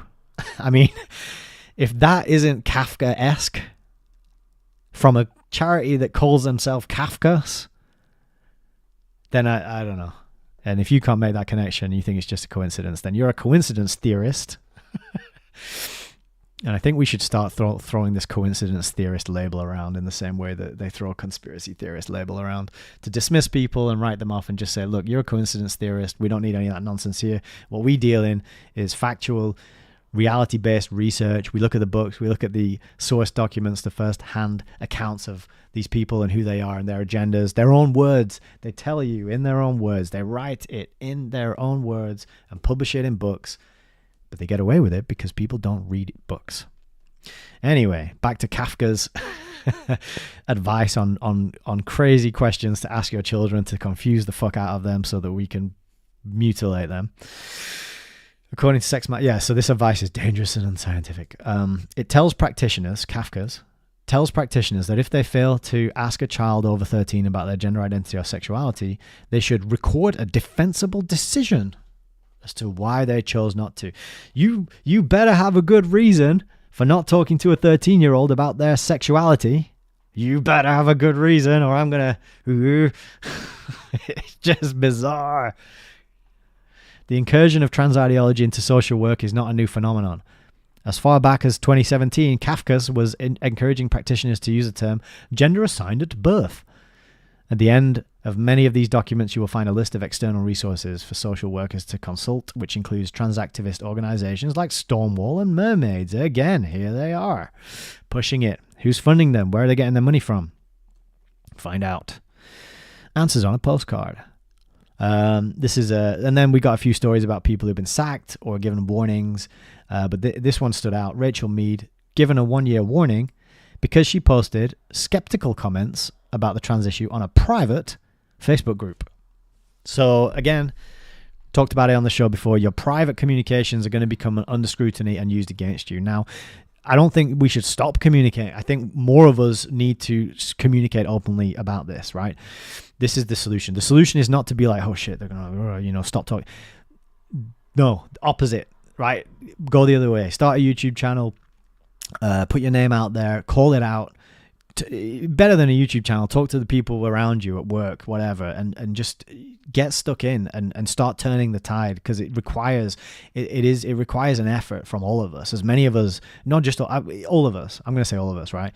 You got to recognize this Mott and Bailey tactic that I showed you. You got to use the compassionate curiosity and inquiry to get to know people and really find where they're at. You got to encourage modalities of healing, of trauma resolution, such as self-therapy and self-acceptance and love and compassion and kindness for oneself, so that we can give it out to others, right? The answer is not to shy away and be like, oh, I can't talk about this, I'm going to get sacked. No, courage, belief in yourself, belief in the goodness, the essential goodness of most people and reality itself. It's a good place to be. Nature, the systems, the creation that we live within. It is wonderful, beautiful. It's full of just incredible aspects that are beautiful. It's so clear to me that the underlying sort of energy, if you want to say, is one of love and creation. Because you don't walk outside and just see absurd, horrific, horrible, gross, terrible stuff happening, right? There's no ugly tree. There's no ugly cloud. There's no ugly hill or valley or mountain range, right? Sunset, sunrise, all these things. It's just infused with this love and this beauty, and that is the true kind of nature and the sort of the reality that we exist within. But you got to plug into it, and you got to make an effort to speak it and point it out and spread more of it and call out the things that are trying to make it ugly and degrade it and undermine it, right? Call out those people. And a lot of the people who are pushing this stuff, they don't realize that's what they're doing, right? This is why we've got to have the love and compassion for them. So, yes, it was a private Facebook group that got this woman busted, but she appealed the decision and it was overturned. So have no fear, speak publicly, call it out when you see it. And don't submit to this Kafka-esque bullshit. Look at that guy. Okay, what else we got? The Critic, they got an article on why drag is not the same as pantomime. So a lot of people have been saying, well, drag, what's the problem with having drag artists into our libraries to read stories to our children? Well, what is the problem indeed? You know, one question is, why do they not go to old folks' home and read stories to old folks? And why isn't there like drag queen story hour in the nursing home? Yeah, why is it children and libraries? Why limited to that one specific place where the children are, right? So could it be that people get a certain sexual kick, certain type of person gets a certain sexual kick out of dressing a certain way and being seen by children? Is that possible? Does that exist? So this article from December. So December was a hot month for this topic. Is Charlie Bentley Astor. Oh, Astor. Now that is a interesting name, last name, but that's another side tangent that we don't have time to go into right now. Charlie Bentley Astor is asking, what's the difference between a drag show and a pantomime? Particularly those drag shows that are directed at children, like Drag Queen Story Hour, or family-friendly performances at birthday parties. What's the difference? So it's just pantomime, right? Oh, no, it isn't. Well, the essential difference between a drag performer and a pantomime dame is that when a 6-year-old turns to their parents at the pantomime and says, "Mummy, why is that man dressed as a lady?" the parents reply, "Because it's a part of the game." What they do not say is, "Because he's a woman, and you are very naughty for saying that she looks like a man." Kafka would disagree with you. So this is a really good article, actually. Very rational and logical and sensible, and it's got some good points that I think are worth, grabbing and putting in your rucksack and throwing them at people when you need to. So in her speech at the Battle of Ideas festival last month, Vanity Von Glow, a male drag performer, construed drag as a game. I choose to use the female pronoun her when referring to Vanity Von Glow because I choose to partake in the game she has laid out. I agree to her proposition, if only for a time, that identity is indeed frivolous. I am invited to and consent to suspend my belief in this reality to explore the potential in another, a consent I can withdraw at any time. He and I are of an understanding that, in this moment, he pretends to be a woman. By a woman, we mean to say he switches between emulation and exaggeration of female stereotypes that have varying degrees of truth to them. We are negotiating through play the definition of woman, man, real and imagined. We're sparring, testing the extent to which a man can convincingly become a woman, and to this end challenge the extent to which identity is frivolous. That one paragraph there is probably all you really need to have ready to marshal at a moment's notice when you're having this discussion with people. So a child comes to you and says, your son comes over and says, "Daddy, I'm a girl now." And you say, "Oh, that sounds like a fun game. Let's explore that game. Here's a dress, here's a princess thing, whatever, blah, blah, blah." It's a game. You don't then put them on puberty blockers and write letters of complaints about anyone who refuses to play that game with that child. So wonderful article here, excellent points, very well made, worth your time and attention, in my humble opinion. And I haven't been to this website before, The Critic, but I think I might be coming back after reading this one. Okay, this one is really special, and I'm really happy to bring this one to you because, and let me just clear my throat. This one is really special. I'm really happy to bring this one to you because this one is sent to me from a viewer. And if I'm not mistaken, this was, I think it was Stuart. Yeah, Stuart. And Stuart, I think, came over to my channel. Oh, no. I've lost all the highlights. Stuart came over to my channel after Nigel Watson very kindly gave me a shout out just before Christmas, and watched some of my episodes, and he said, "Hey, Nick, you might like this newsletter that I wrote, number 6 for the Scottish Union for Education." And I said, "Send it to me." I went and found it, and I do like it, and it's very, very good. And he makes some very good points. And I think I did highlight this and pick out some quotes that I wanted to share, but it's Substack, and Substack doesn't let you do that unless you know how to get around it. And I forgot to do that for this particular page. But Stuart Wayton looks at the war against boys that is moving into the classroom. And it's about how talk of toxic masculinity degrades both boys and girls. And I think he's a chairperson of the Scottish Union for Education. I think he was a teacher, if I'm not mistaken. He said he was a teacher for quite a while. And this is just a really wonderful common sense article, but it's also pointing out the dangers of this Kafkaesque nonsense that's being like amplified, taught to our children, and weaponized. Let's be honest and say what it is. It's being weaponized. So he's making the point, even the word woman, for example, is sometimes changed today by trans rights activists who want to replace it with the unpronounceable woman. Wumksen. Try saying that 10 times fast, as somehow being more inclusive. And interestingly, and I didn't know this, and this was interesting, this new word wumpksen was originally invented by a section of feminists in the 70s to get rid of the man in woman. Right? So good tidbits and good context and good history here. This is, we got to know the history. This hasn't come out of nowhere. It has a history. It has a deep, long, dark, shadowy, shady, evil history, and we got to get up to speed on that. If we want to turn it around and change it, you got to know where the hell it comes from. Yeah, you got to know the cause and effect of these things. So that was an excellent little factoid. Let me see what we got. So he's got a son, and he's talking about the Gillette advert in 2009 that was berating men for being masculine, and it coincided with the Me Too movement. And the advert was telling men that it's not okay to harass women. Thank God Gillette stepped in to let us know about that. It's not all right to harass women. Oh, I didn't know that. One of the clearest academic expressions that demonstrates the demonization of men is the term toxic masculinity. Right on, Stuart. This is such a weaponized, charged term. And one of the things I always like to point out with this one is that you got toxic masculinity. Yeah, of course that exists. You got toxic femininity. That also exists. You've also got noble masculinity. That exists. And you've got noble femininity. That exists. My contention would be, let's have more noble masculinity.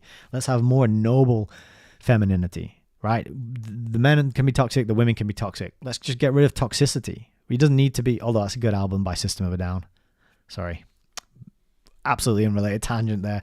Keep the album Toxicity by System of a Down, because that's pretty good.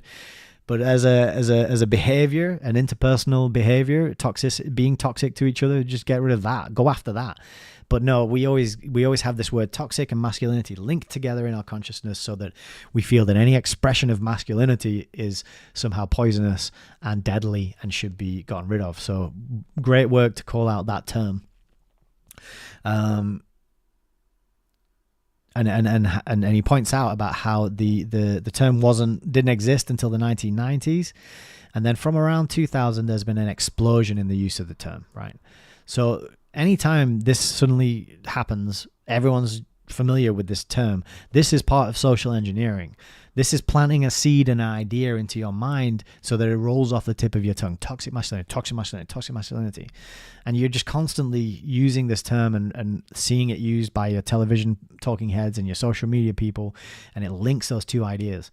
Now, when's the last time you saw someone talking about noble masculinity? Right? Today might be the first time you've ever heard somebody put those two words together. Noble masculinity.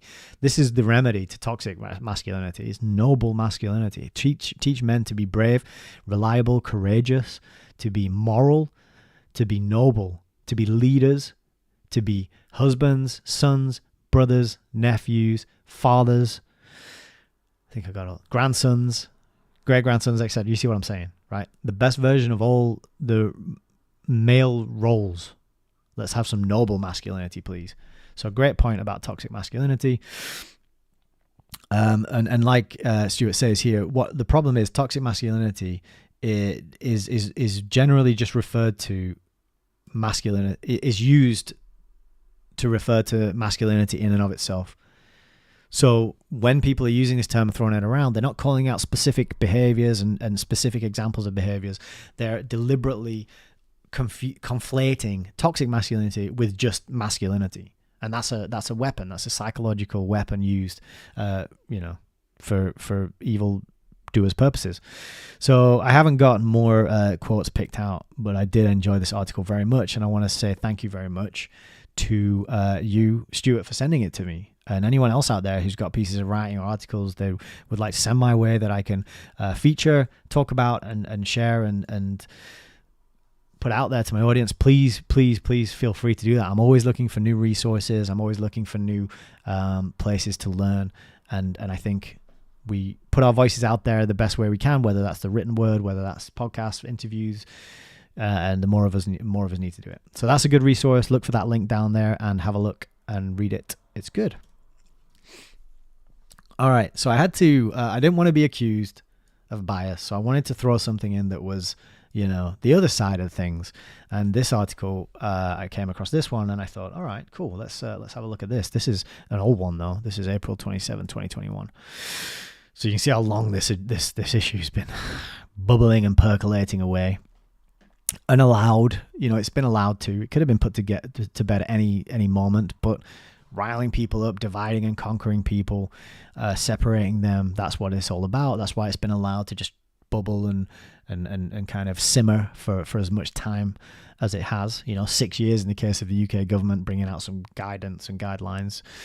But this is a Jewish Current, and they're writing the anti-trans lobby's real agenda. So they're revealing to you why people don't like the trans and the trans movement. And it might not be what you think, but let's get in here. This year, over 100 anti-transgender bills have been introduced in more than 25 state legislatures.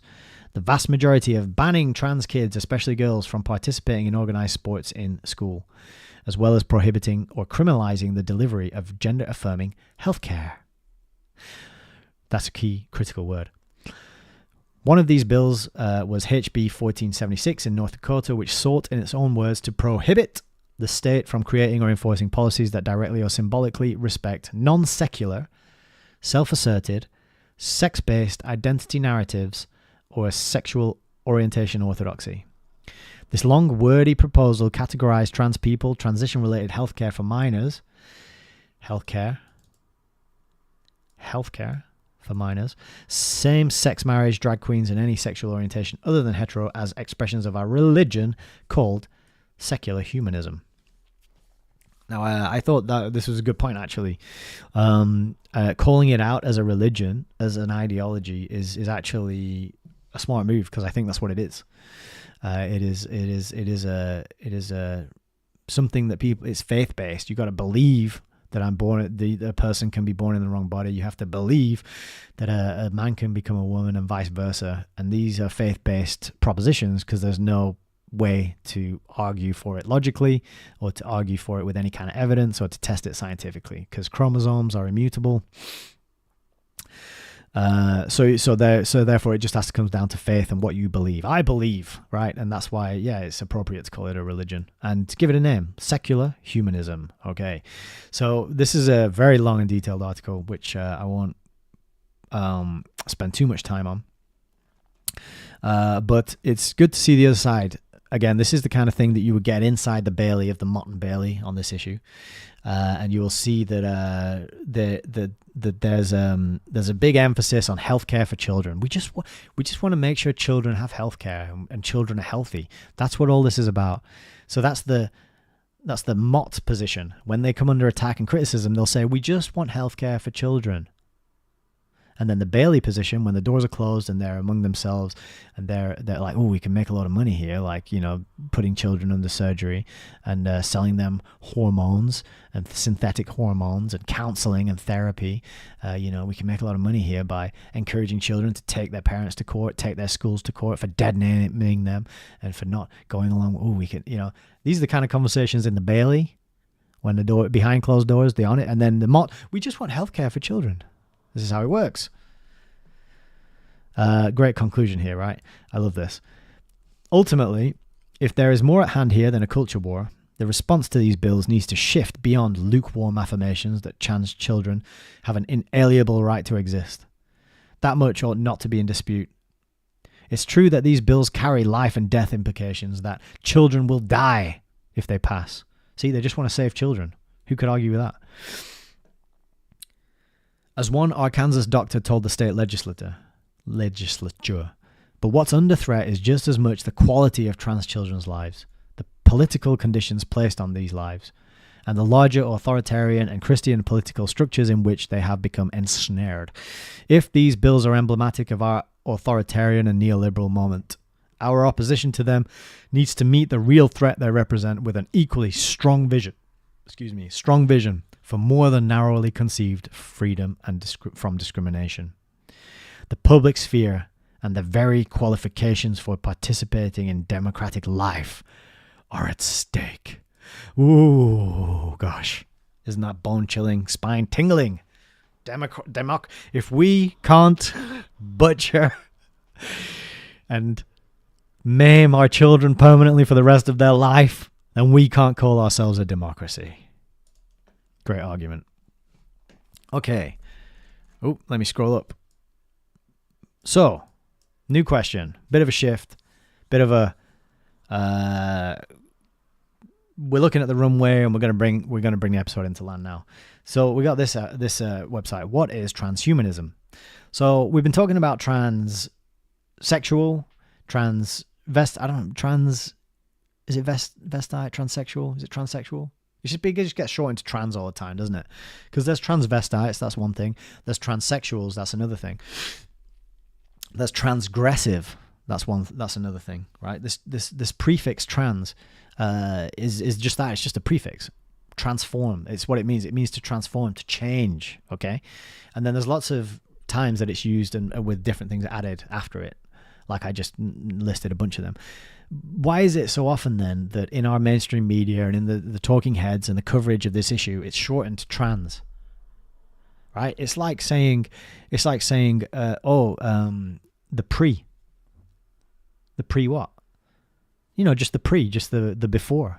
Like to refer to history as pre. Well, you're talking about like pre.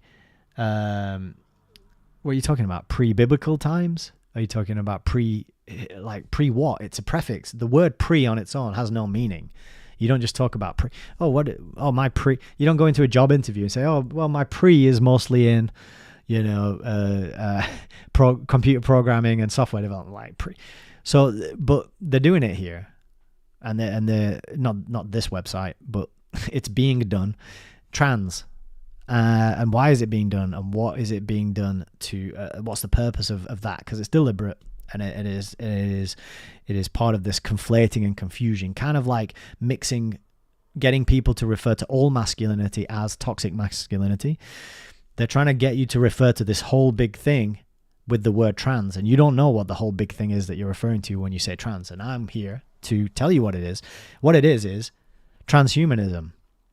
So transhumanism, this is the little soldiers inside the Trojan horse of trans, okay? This is the payload. This is really what is coming. This is really what is being pushed.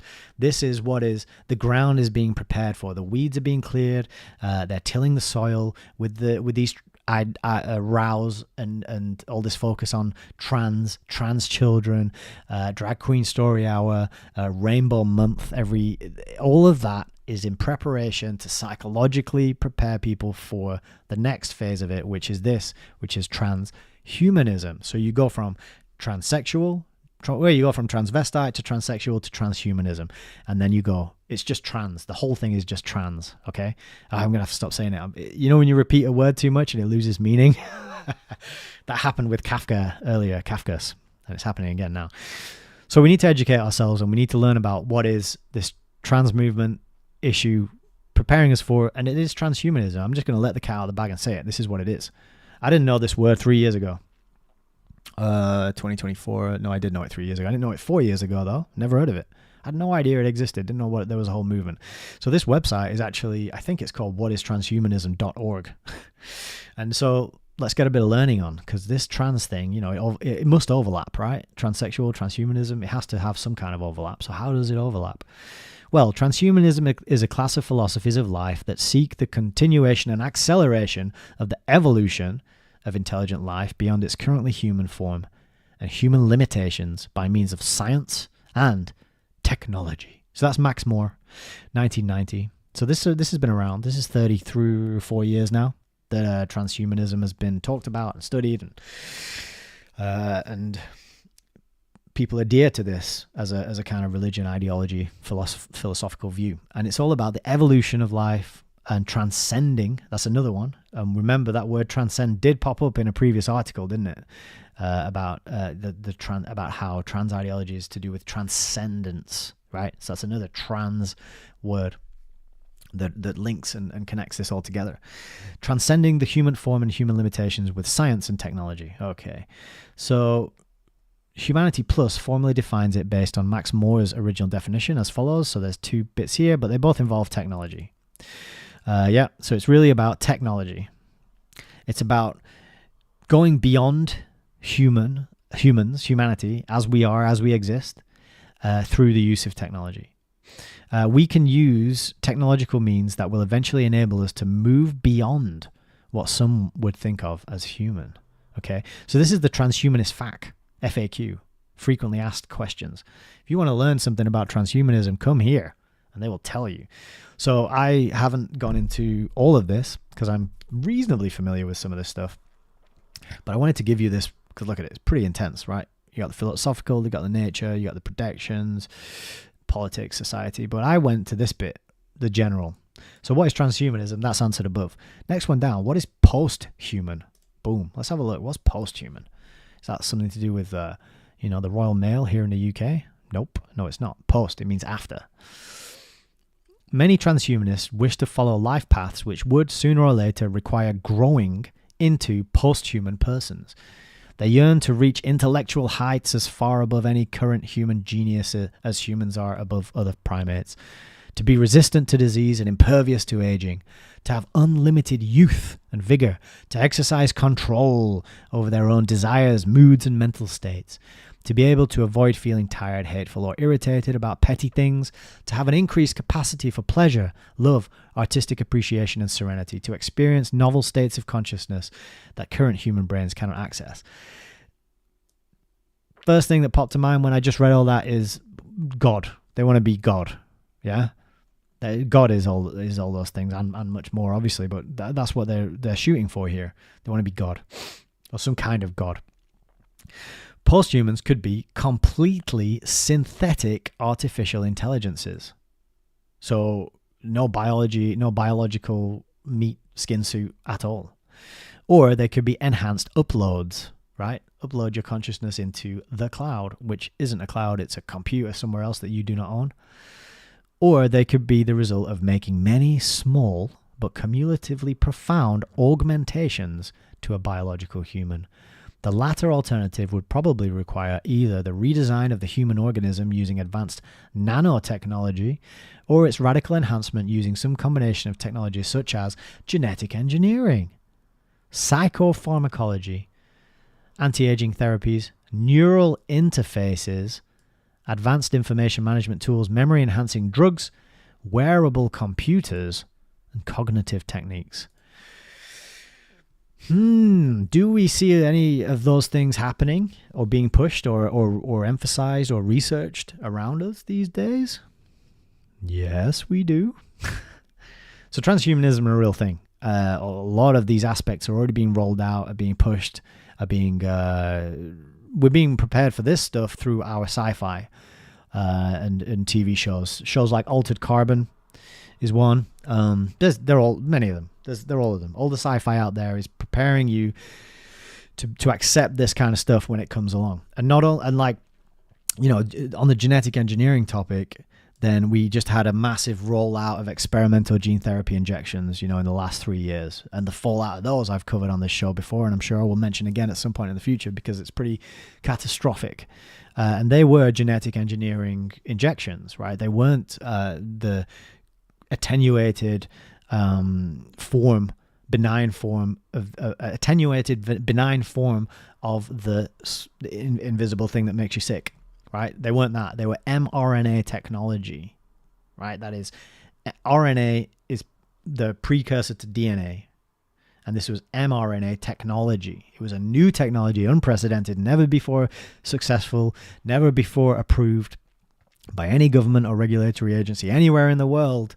And they rolled it out, and a lot of people decided to accept that offer and say, "Yeah, I'll let you test this genetic engineering product on me," and I hope that decision is benign for people, but I don't think it is for many. Luckily, it's not affecting everybody in the same way. So some people seem to have gone down a very dark path with it, and other people seem to have had nothing wrong with them at all. That's my experience that I'm talking about here, in my circles of people who I know. But genetic engineering, that's already here, that's being rolled out. And then not to mention GMOs, genetically modified organisms, food and such. I got a book back there about that. So this is all what transhumanism is about. And if you don't think transhumanism is an overwhelmingly important ideology that is being pushed on us, then you must be asleep. You really must be asleep, because they tell you right here on what is transhumanism. So we're kind of going into, let's learn a bit more about transhumanism now, because we started in trans lobby, trans ideology, and now we're kind of broadening the frame. So instead of narrow on this one little bit of, we're broadening the frame to step back and say, what is the larger movement going on here?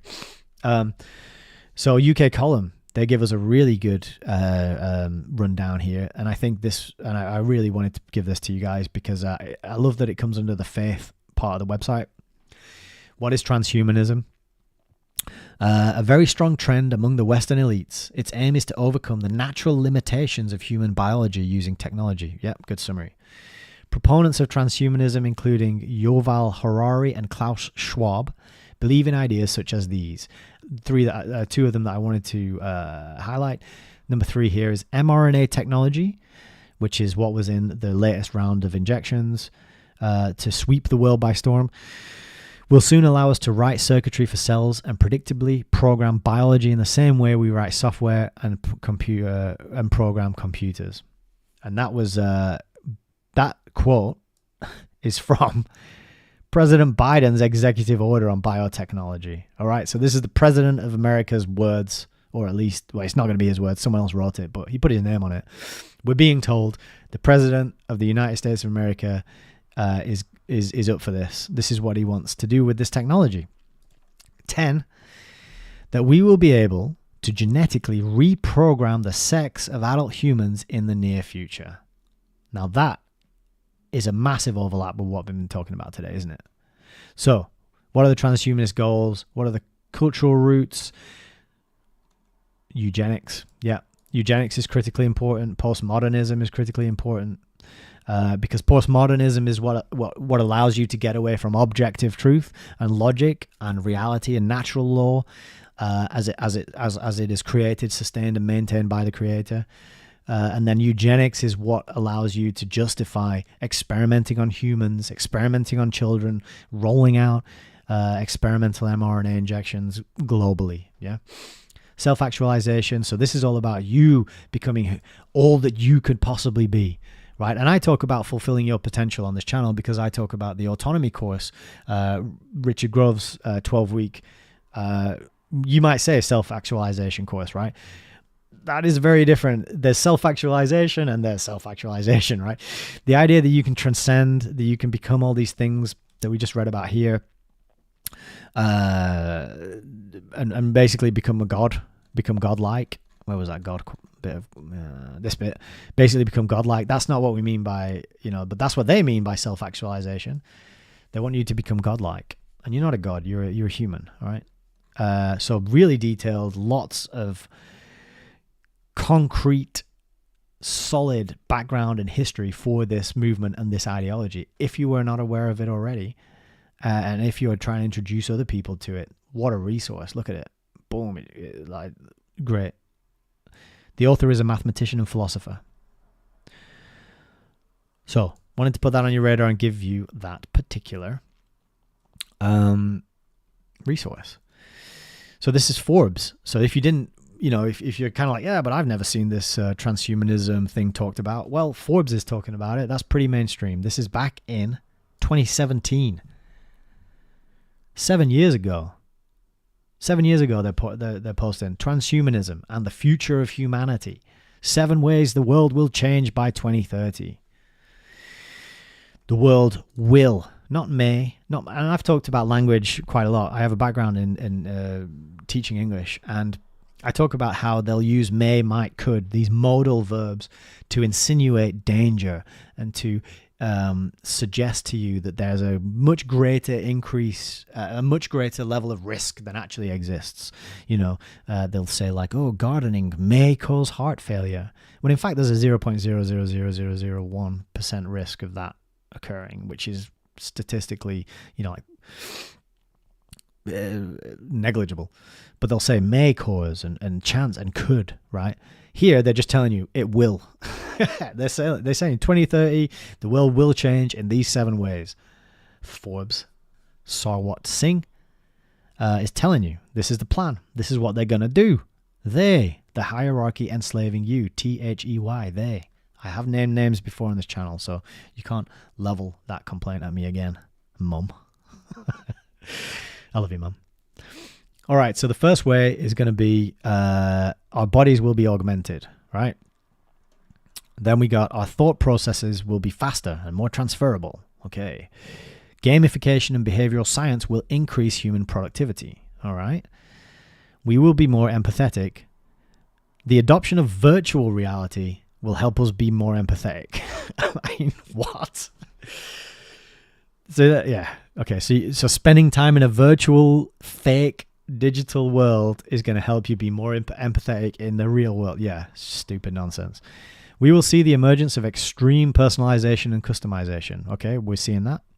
Yeah. It's all about you. Pick whatever pronouns you want. Invent whatever sexual orientation and preference and gender identity you want. Just and then also the advent of algorithms tailoring the content we see, putting us in our little echo chambers, feeding back to us the things we already agree with over and over and over again. That's here and that's happening. Business practices will shift. Most employees will have an AI counterpart, which will eventually replace them. No, they didn't actually say that, but I'm telling you that. That's what it is. As soon as you accept this AI that's going to monitor and check everything and the way you speak and the way you interact, the kind of points you make, the knowledge you have, then it's just going to be and you're replaced. All of this online working, Teams calls, emails, messages, instant messages, all of that is just gather data, feed it into a large language model, and then boom, we don't need you anymore. We got this large language model that can be you better than you can be you, and they work 24 hours a day. That's where it's going, right? So if you are a pixel pusher, and then that's your job, Teams meetings and sending emails back and forth every day, and you're not producing something or a product or a service, you're not helping people get results they don't have, or helping them to get rid of a problem they do have and they don't want, then you can be replaced by software. So be very keenly aware whether or not your job could be done by software. And if you're not sure, have a look at ChatGPT, play around with it, talk to it a little while, and see, could another year or two of development of this replace what I do? And have that conversation with yourself, because they'll cut costs. They'll be laying people off if they can get a piece of software to do it, right? Conversations focused on our societal values will gain a great deal of attention. Okay. So there's an article for you back from the archive. Let's highlight the date. 2017, they were telling you that this is coming. It's going to happen. Whether you like it or not, it will change the world. So let's name some names, because I know Mum will be out there telling me that I should name the names. Right, here's a name for you, and we get the best names on this show. Barbara Marx Hubbard. Maybe some relation of L. Ron Hubbard.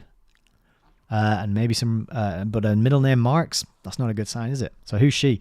This is an investigative report from Unlimited Hangout by John Krycek, and I'm going to tell you a little bit more about John Krycek in a minute. But she is the godmother of transhumanism and synthetic spirituality. The late Barbara Hubbard, a Rockefeller-funded New Age guru, was critical to the development of the ideas, beliefs, and technology necessary to market transhumanism as spiritual enlightenment. Look at her. Doesn't she look like a certain DJ here in the UK who was very close friends with the royal family? That's this. I mean, do you get like kindly, loving grandma vibes from this woman? Do you think she's going to make you the most delicious rice pudding you've ever had, like my great-grandmother used to for me? I think she looks like she is a demon worshipper. So, in 2016, the Global Future Councils of the World Economic Forum posted a video entitled 8 Predictions for the World in 2030, which infamously forecasted a technocratic new world order in which you'll own nothing and you'll be happy. It doesn't take a stretch of the imagination to ponder how WEF oligarchs plan to roll out sustainable development policies which will ration consumer goods on a global sharing economy that employs transient gig workers who will be rendered into propertyless serfs under a techno-communitarian rendition of neo-feudalism. But how will the global technocrats of the WEF sway the virtual peasant class to be happy with their permanent state of digitally indentured servitude? Powerful writing, really clear and concise and summing up what is going on. So how are they going to do it indeed? Well, this is how they're going to do it, according to Barbara Marx and her Global Coherence Initiative. Neurofeedback wearables. Okay, so this is your smartwatch. This is your little rings that monitor everything. This is your bracelets, chest things that footballers wear. Getting all that feedback, gathering all that data so that it can then be manipulated and used to manipulate you. So getting people used to wearing things that gather and collect their data. Then there's going to be electronically induced states of synthetic spiritual bliss. So this comes straight from Aldous Huxley's Brave New World, where he says people are going to enjoy their servitude. They're going to be killed with comfort and kindness, in other words. They're going to be able to just aim a beam at your head and wah, wah, wah, wah, wah, and you're just going to collapse in orgasmic joy, right? And it's going to render you useless and ineffective. You're going to have no drive to achieve things. You're going to have no willpower. Willpower is already basically gone from my generation and younger because of like porn and screens. And nobody has to work for anything anymore to achieve anything anymore. Because you can just get that dopamine hit immediately, just switch the thing on and have a look at it and tap the boo boo, like, oh, dopamine is so good. And you just feel good all the time and you never do anything. And so that's already happening. And this is part of the fourth industrial revolution, which we know is the part of, is what transhumanism is part of, the fourth industrial revolution. This is Klaus Schwab. He's written a book on it. I got it here. I can show you that in a moment. This is going to be bringing in a techno-feudal stakeholder economy. So, what is this piece about? In this first installment of my series on Hubbard's legacy, contributions to the post-humanist religion and techno-fascist economy of the neo-eugenic fourth industrial revolution, I will historicize how Rockefeller philanthropies bankrolled Hubbard's Foundation for Conscious Evolution in order to digitally engineer humankind into a new transhuman species baptized in the name of tech-gnostic Christ consciousness. Pow, boom, have it. Look at that. Pictures, hyperlinks, details, names, quotes. What more could you want? If you do not want this, then you do not want to learn, and you do not want the truth, and you do not want to know what's going on, which means you got your head in the sand, ass in the air, and you're inviting immoral and gross people to come along and do something to you. But maybe that's what you're into. I don't know. Head in the sand, ass in the air is not a good position to be in, though. So this just goes on, and it's incredibly detailed. Look at that. It's still going. Bloody hell, John. Get in there and read that. And you got a video as well. Whoosh. I haven't read this whole thing, as you can probably tell. But I wanted to get it out, put it on the record, get it on the radar. Let's go back to the top here. Because Whitney Webb, who runs this website, Unlimited Hangout, she is an unparalleled, fantastic investigative journalist. This one is from 2022. Look. And John Krycek, he himself is making waves because of his book, School World Order. So this is from 2019, and this is all about the technocratic globalization of corporatized education. School world order, skull and bones, technocracy, and the corporate globalization of education. Published by Trine Day. It's one of my favorite publishers that I've talked about before on this channel. What a book. And I've seen these stats are not correct. It's a hefty book, and he's picking up and carrying on the torch of Charlotte Iserbyt, who is a fascinating and interesting character, incredible researcher, and she was related to the people on the inside rolling out this plan, and she inherited a bunch of their documents, and she was able to put them all together into a piece of work called The Deliberate Dumbing Down of American education.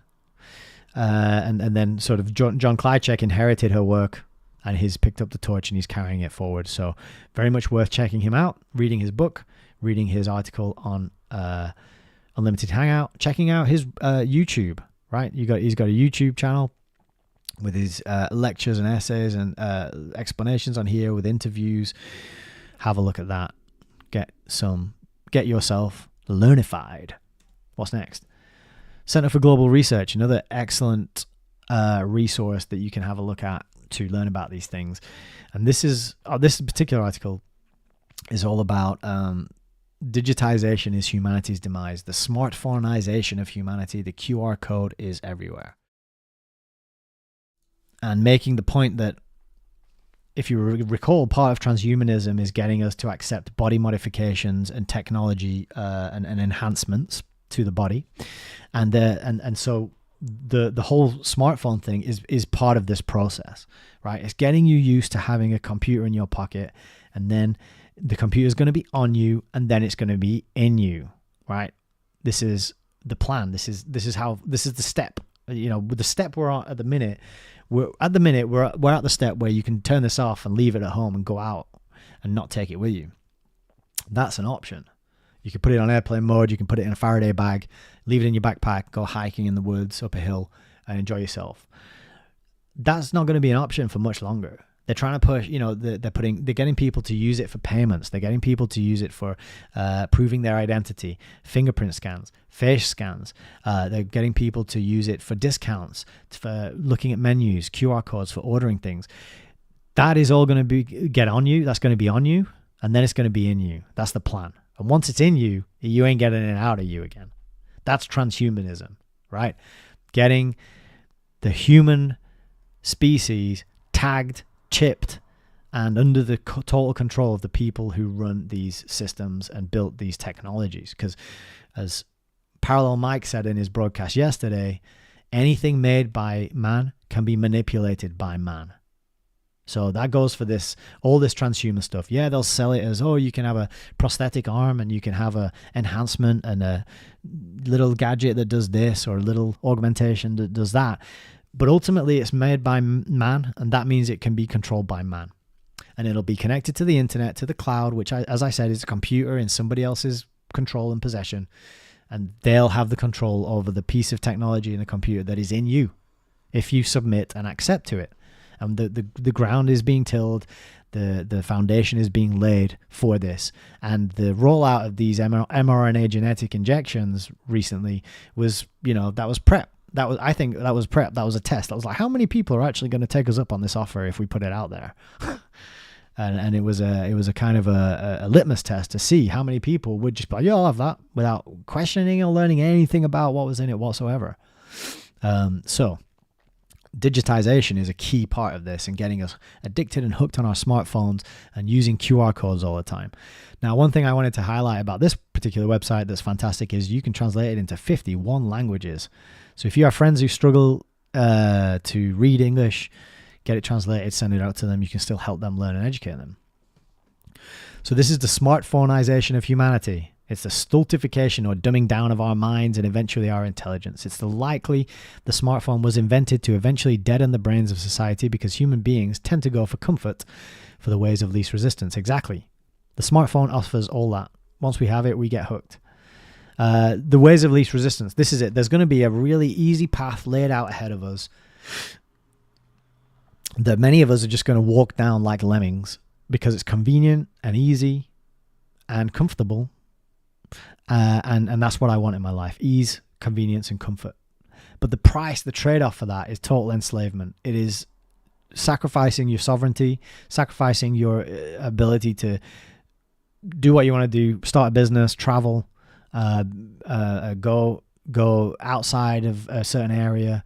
It is, but it's going to be made so easy that people just walk into it, because people have been trained and conditioned to not like anything that's uncomfortable. You know, like going to the gym. I don't want to go to the gym. It's uncomfortable. My muscles hurt. Ugh. You know, I'd rather just sit at home and vegetate on my sofa and watch TV.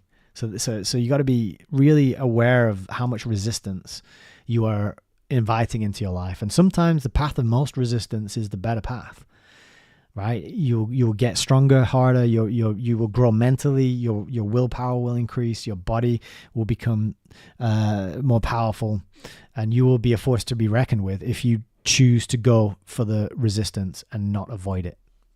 Critical. But this article goes on: our brains are being primed for robotization, or more adequately said, transhumanism, a term already used by Klaus Schwab in an interview in 2016, which can no longer be found. This clip has gone. Yeah, the clip has been suspended. What world we have become. Unfortunately, the video has already been deleted. There's now an entire complex of IT digital corporations controlling your personal data. They work hand in hand with the gigantic financial complex, which, controlled by BlackRock, Vanguard, and State Street, boasts some US $25 to $30 trillion worth of assets.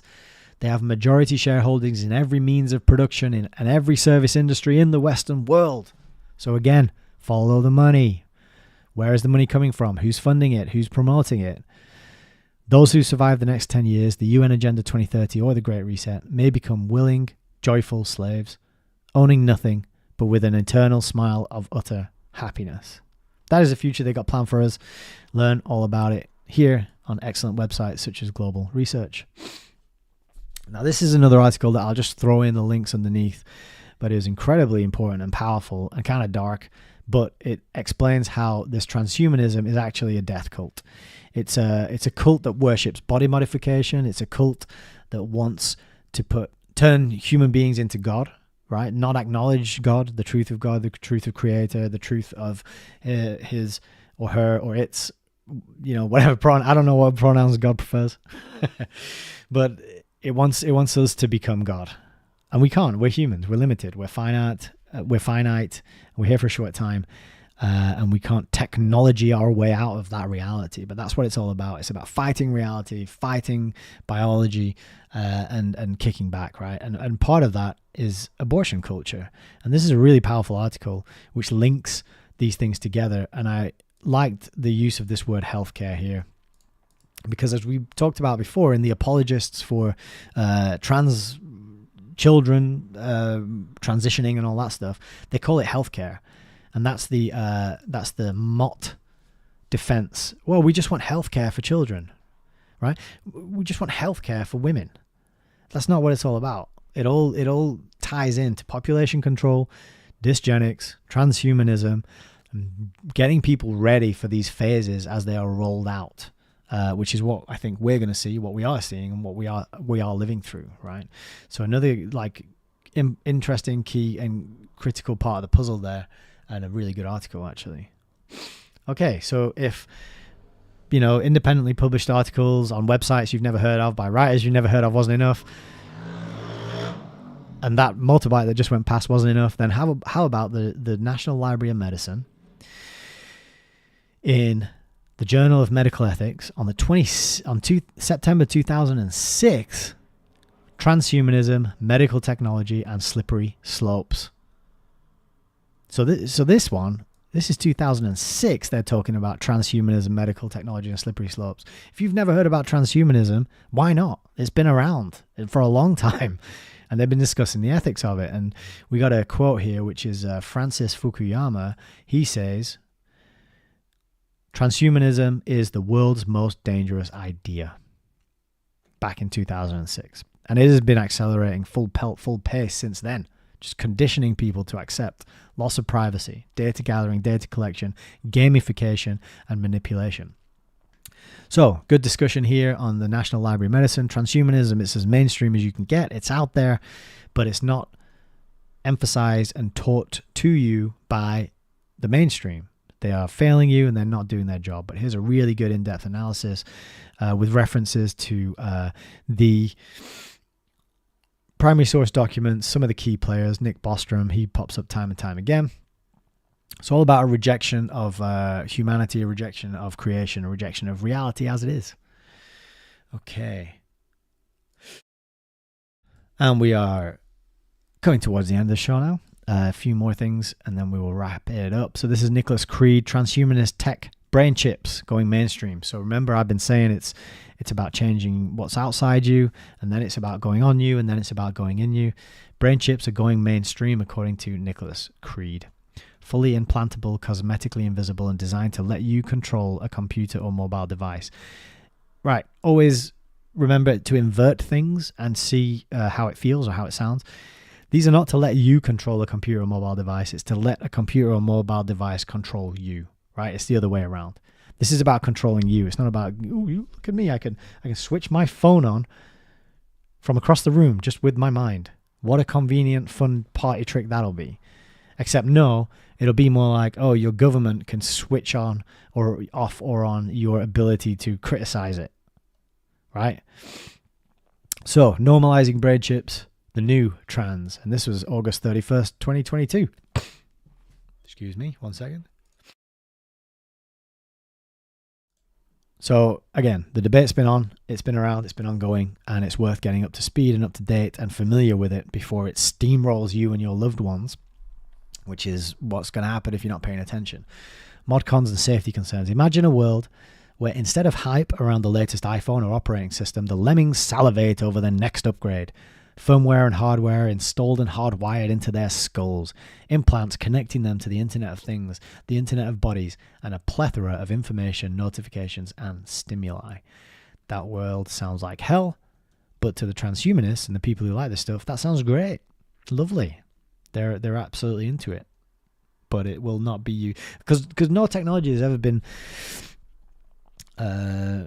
because we think we're benefiting because we're surrounded by all this technology, right? But the motivation for all of it at every stage and every level has been further control and further manipulation of humanity, right? All the cameras, microphones, all the data gathering, all the logins, all the digital IDs, all the sharing and the platforms, all of it is used to shape and control and manipulate. It's all social engineering technology. That's basically what all, like even to the level of calendars and watches and clocks. And I'm serious about that. It's all social engineering technology. That's what all technology is designed to do. And not all. That's a grand sweeping. Obviously, like, a shovel or a wheel. It's not. But I mean the things we've seen and the innovations that we've lived through, at least. Anybody alive today or listening to me right now, that's all been for control and social control and to build this technocracy and this dream and this wet dream they have of absolute control and absolute scientific world control over everybody and everything at all times. That is what they're shooting for. It's a stupid plan. It's never going to work. It's going to collapse and implode and fail spectacularly, but it'll take a lot of people out with it. People who aren't aware, people who aren't educating and learning and reading and getting familiar with these movements, they will be taken out by this completely.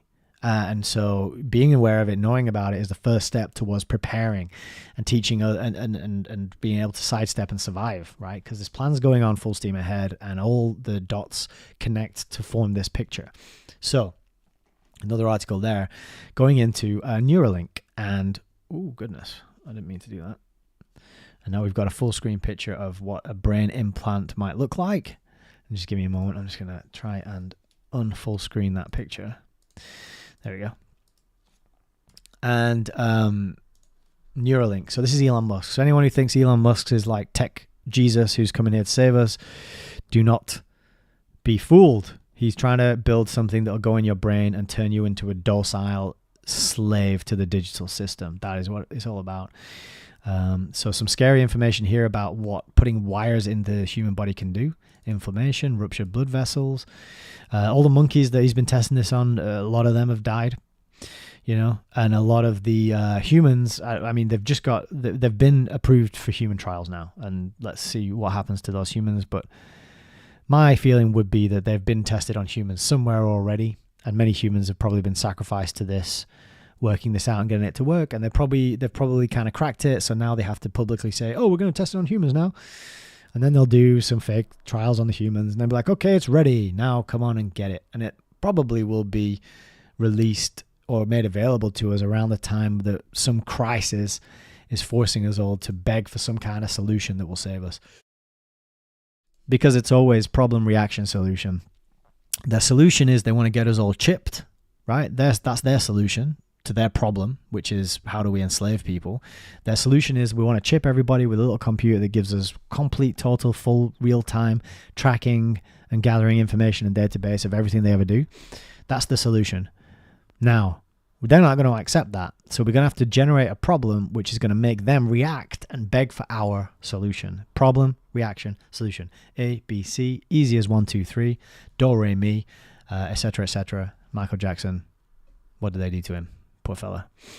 Problem, reaction, solution. So keep an eye out for that solution and don't accept it when the offer comes around to get it. Robert Malone as well, also talking about brain-computer interface systems 12 minutes ago. The future is here. So he's got a good point here. Well, kind of a good point. What we need are politicians and governments to sit down, commission studies without conflict of interest from biotech and the military to determine if mankind will benefit from these inventions or whether mankind is more likely to be harmed. We need a nationalized and globalized response, even a treaty regarding the ever-increasing emphasis on the evolution of human augmentation in our military and civilian life, which is now an accepted reality.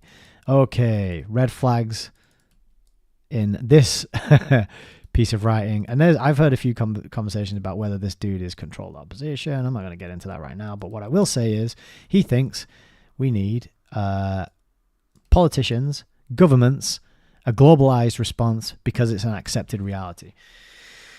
I disagree. I don't think it is an accepted reality. I think everyone can say, no, piss off to your wearable, implantable devices. I don't want them. I think people can reject this reality. Leave your smartphones at home. Try going for a walk without your smartphone. Go and visit somebody. Leave the phone at home. Talk to them. Look at them in the eye and face to face and have a conversation. Have a human moment. Heart to heart. Soul to soul. Mind to mind. Try that. It's not an accepted reality. It's not a foregone conclusion, Malone. It is not something that has to happen, right? Furthermore, we don't need more politicians and governments getting involved in this. They're the ones who've brought us to this point in the first place, especially the politicians, the parasites, the sinecure class, which was the whole topic of my last stream that I did last week.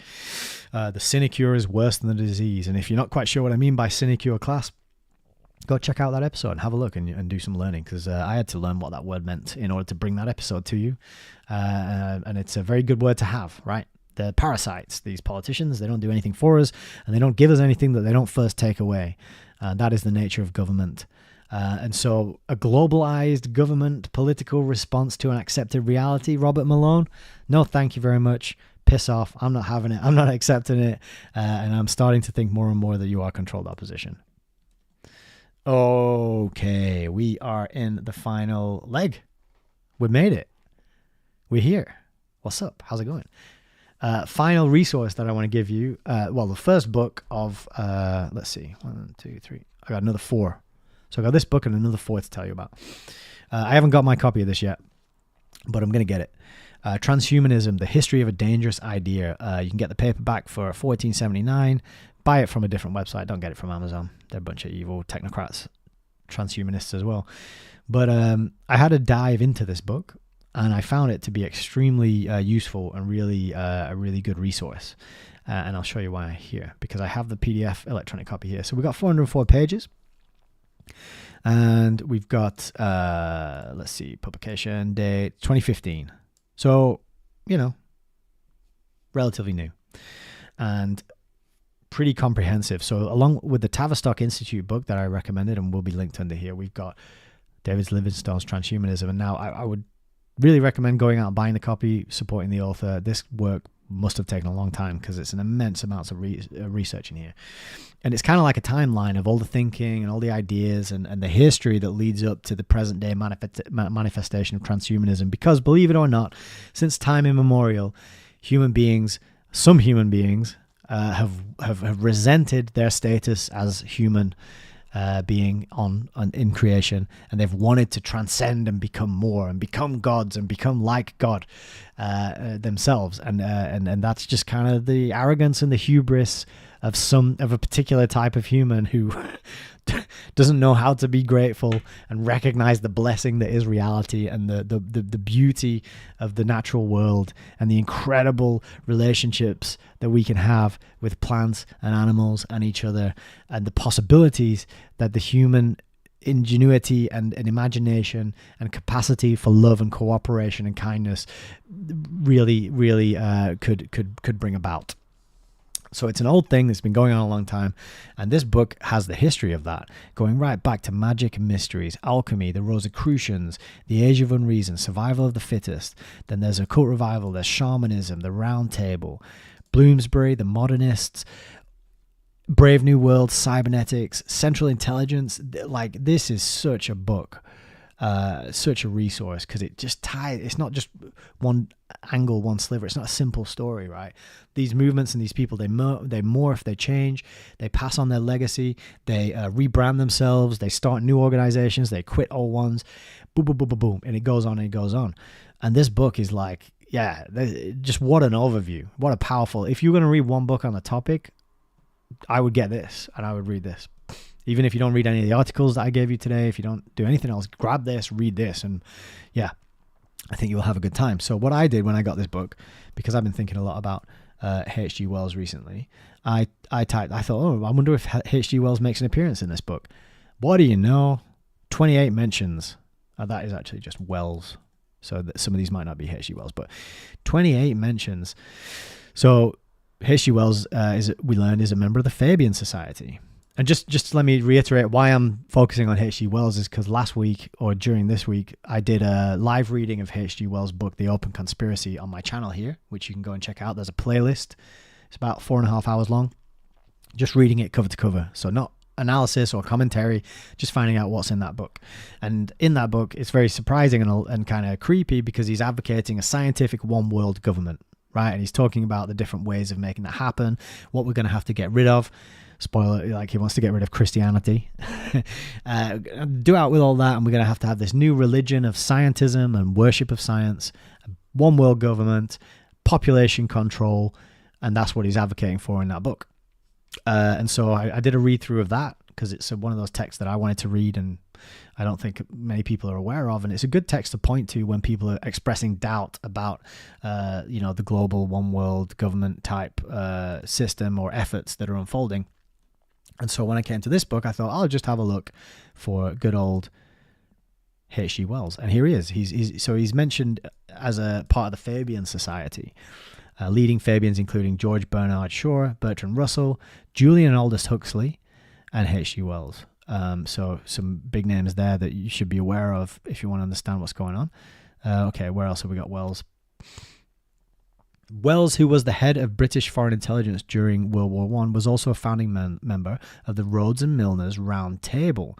Now, the Rhodes and Milner's Round Table, that is the contents, that is the subject of this bad boy over here, the Anglo-American establishment, which, if you can see, they're all blue tabs on they're all pages that I've picked out as having some good quote on it worth reckoning. It's packed. It's packed full of good stuff and quotes. So that's going to be a review that I'm doing very soon.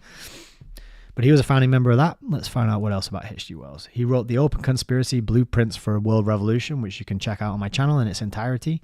4-video playlist. Let's have a look. So the translator and Persian version of the Quran. Yeah. So I'm not sure what this part's about. Talking about the New Age and the New Age movement, and H.G. Wells is the associate of someone who did that. There's some novel here about the coming race, a subterranean race with advanced technology which contributed to the birth of the science fiction genre, which anticipated the work of H.G. Wells and Aldous Huxley. H.G. Wells was best remembered for his science fiction novels, sometimes called the father of science fiction, though the same claim is made for Jules Verne and Hugo Gernsback. His most consistent political ideal was the world state. And this is talking about H.G. Wells here. He stated in his autobiography that from 1900 onward he considered a world state inevitable. He envisioned the state to be a planned society that would advance science, end nationalism, and allow people to progress by merit rather than birth. Yeah. And tells you a little bit about the Open Conspiracy book here, which, as I said, you can go and read. But this is a wonderful resource, I think, gives you a really comprehensive, solid historical frame from which to consider the movement of transhumanism and to either accept or reject it. Now, if you don't educate and learnify and uplift your awareness on this topic, then you will be taken as tacitly and implicitly approving of and agreeing to this whole movement and what it's all about. So you have to be open, you have to be educated, you have to be informed, and you have to be ready to put your voice and your name out there and say, no, I'm not having it. I think this is terrible. I think it's a bad idea. I don't want any part in it. I don't want my children to have any part in it. I reject it. I want to embrace the natural order of things, the man-made, not the man-made, the God-created order of things, the way things ought to be, the way things should be, the way things they were designed to be, and turn back towards these processes and these because there's a delicate balance, and we want to exist within that balance, and that includes farming, growing food, keeping animals, preparing for weather and catastrophes, and all this man-made stuff. It's just largely there just to enslave, just to confuse, just to wind people up, just to mess them up, right? And so that is, you got to get learnified, and you got to explicitly reject it. Otherwise, they'll just assume that you accept it and you're good with it and you're good to go, and then you'll be dragged down with everyone else on the sinking Titanic. Book final part of today. We'll go through some books. So Anglo-American Establishment, this is going to be the next proper book review that I put together for you. It'll be on the main channel under the videos, not live streamed. It'll just be a book review, and you can see lots and lots of interesting quotes that I have marked up and tabbed here. I've been through, I've made notes, I've underlined and made, really picked out some key parts. And H.G. Wells was buddies with all the people who are named and shamed in this, The Anglo-American Establishment by Carol Quigley. That's for another time. The books I want to put on your radar with regarding to today's topic and today's study and today's what the journey we've been on today are these ones as follows. So one of the problems with transhumanism is that it rejects evolution. Or no, it doesn't reject evolution, sorry. It wants us to evolve more, right? It wants to take us to that next level of evolution. Now, obviously, this presupposes that there were previous evolution that we evolved, previously, prior to this, and that it's an ongoing thing and we can continue to evolve. So this is presupposing that,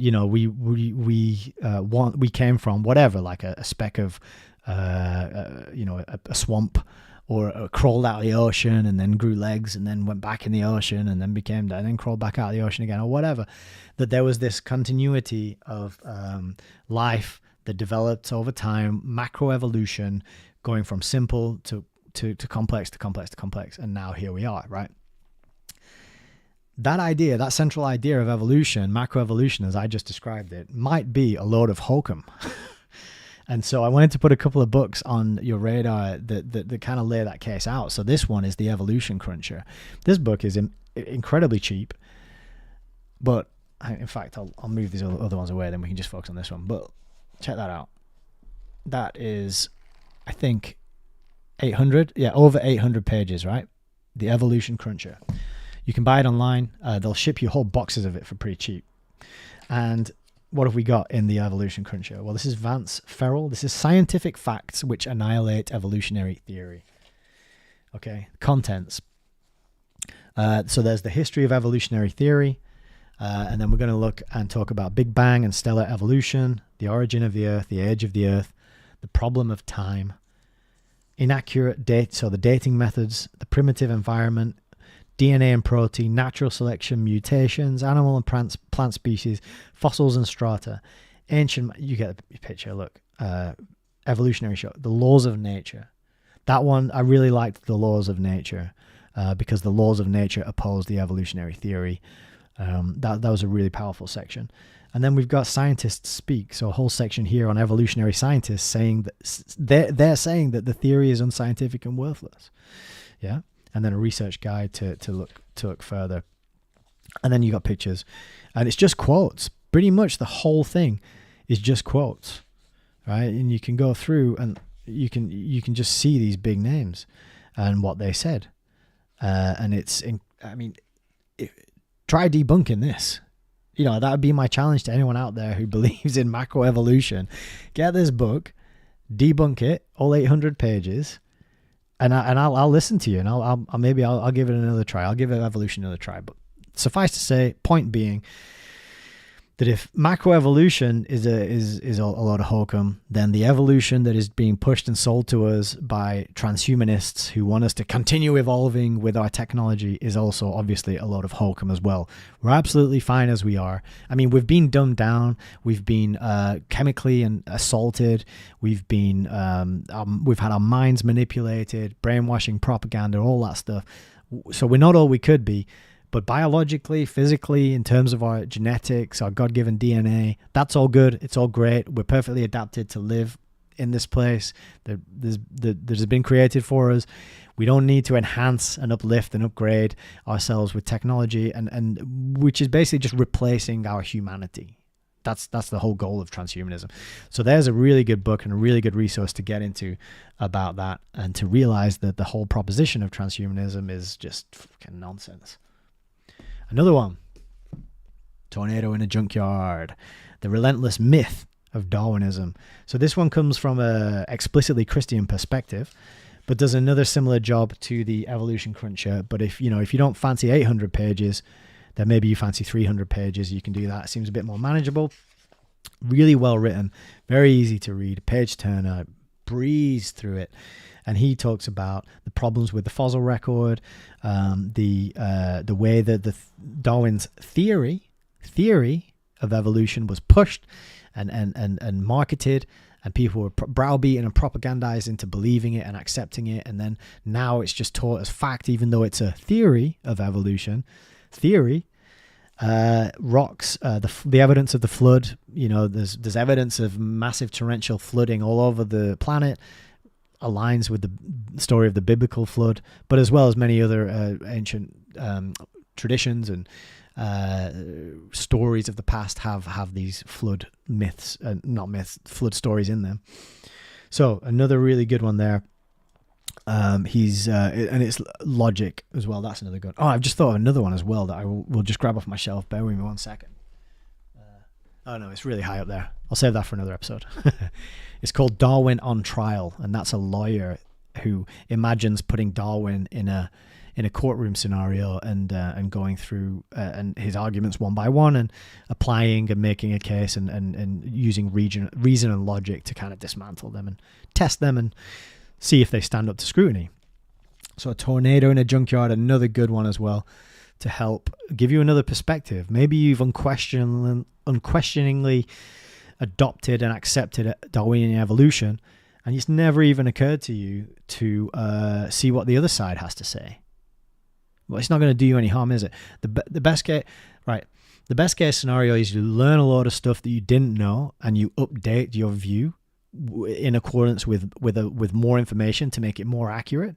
Worst case scenario is, I mean, it's a win-win actually. There is no worst case, right? The best case scenario is you change your view and you update it according to the new data, or you debunk it and you become more convinced and you have a stronger tie to case for what you already believe. So it's a win-win. right?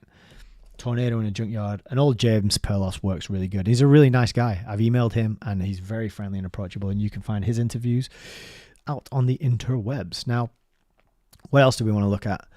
Well, let's look at what the bad guys are saying and telling us, right? So this is Klaus Schwab, Shaping the Future of the Fourth Industrial Revolution. I can't really do a good Schwab impression. Founder and executive chairman, World Economic Forum. So the World Economic Forum is pushing transhumanism. It's pushing sustainable development goals. It's pushing climate change nonsense. It's advocating for digitization of money, digital IDs all over the world, controlling it all, building the conditions for your digital enslavement. And here's his book laying out why he wants to do it. So if you got here, right, to just a quick look at the chapter, we got chapter 2.3, and let's see if we can do a little zoom. Chapter 2.3, we got biotechnologies, neurotechnologies, virtual and augmented realities. Remember those virtual realities, they're going to help us be more empathetic. So it's altering the human being. So it's anti-human. The human is not good as it is. The human is not perfect. The human is faulty, dirty, mucky, icky, sticky. We need to change it. We need to cleanse it. We need to scrub it clean. We need to sterilize it. And we need to turn it into a bunch of ones and zeros. And that will somehow be better. All right, Klaus. Cheers for that. Well, but you should be familiar and up to date with what he's saying and what he's pushing. And also, last book that I'm going to recommend, World Economic Forum, A Partner in Shaping History, the First 40 Years. So Klaus is the founder of the World Economic Forum, and this is the history of that organization from 1971 to 2010. They've been at it for a while. They've been hatching these plans and putting them together and influencing people and paying them off and giving them training courses and wining and dining them in order to get them in the right places to launch what we've seen launched over the last 3 years. And this is the history of that group. And there's a really just creepy... Okay, so one thing you got to point out as well, if you believe in this kind of thing, I don't have a pencil, but I don't know. But look at this. This is a 6. Can you see that there? And this is also a 6 down here. And then this is a 6 here. It's kind of like a 666, isn't it? Isn't it? If you believe in that sort of thing. And then this weird picture of Klaus of himself standing behind a door, peering out, looking serious. But he just really cares about you, and he cares about he cares about the healthcare of children, and he cares about the economy, and he wants it to go well, and he wants everyone to enjoy their wealth and prosperity and freedom. And we need to, work together to make that happen and ensure the best outcome for everybody. That's all about just love, kindness, decency, and honor. So, good book to grab hold of and preserve, add it to your library, and get fact up on who the WEF are and who Klaus Schwab is and what they want to do and why they're pushing transhumanism using the Trojan horse of trans ideology to our young children and into our schools. Because the young children might reject it now. Hopefully most of them do call it out, say it's stupid, but they've been primed, right? They've been primed for trans something else. They've been primed for transhumanism, body modifications, technology, that phone becoming from, in their pocket to on them to in them. So that's all this is about. They don't really want to push through. They're using it to divide people, get people talking, get people mentally prepared to accept the next stage or the next stages that are planned and to be coming down the pike. And remember, it'll be a problem, reaction, solution. Some sort of problem, some sort of issue happens, and you know what? If we, come down to your the center, and we'll just put a little chip in you, and that'll solve all your problems, right? And queue up for your little chip. It's painless. It's free on the National Health Service. And that'll be, I'm not saying that will be the way, but you can imagine, because they did it 3 years ago. So you can imagine doing a very similar thing again, because they know how many people will go along with it and get into it and sign up and say, yes, please.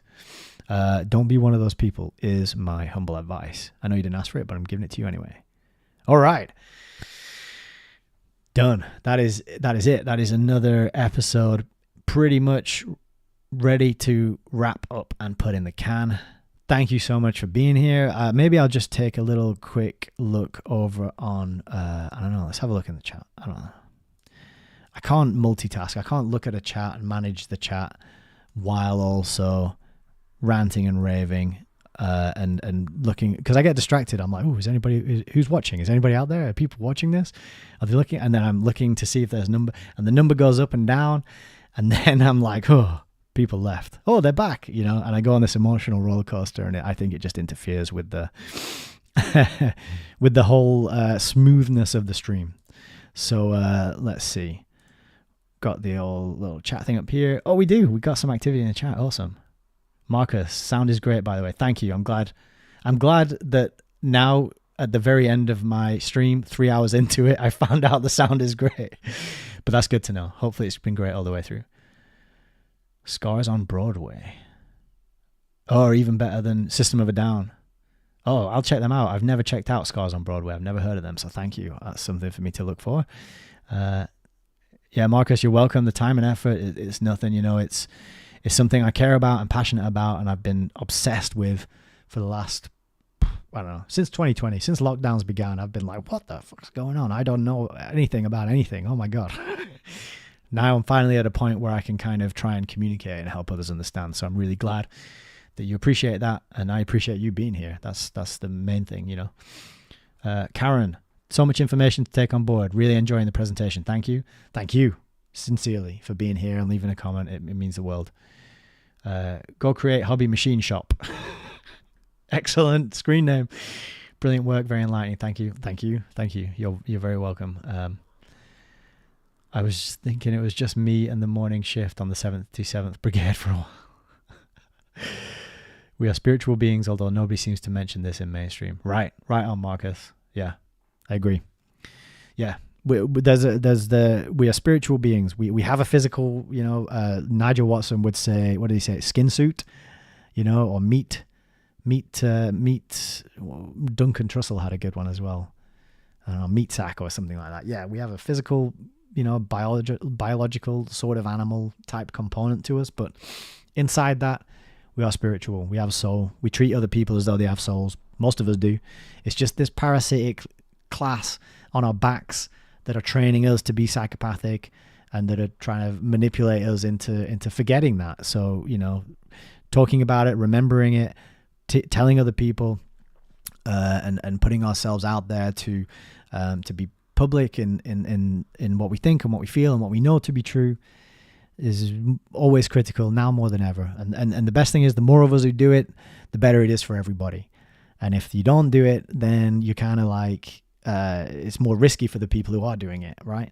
So if you care about the people who are doing it and you want to help make things safe for them, then join them. You know, it's power in numbers type effort, that kind of thing. So thank you all for being here today. I appreciate that. The usual stuff from me, links below the video. You can support, join the Instagram, join the Telegram. There's a bunch of affiliate links. I won't go through them all right here because my voice is getting a bit tired.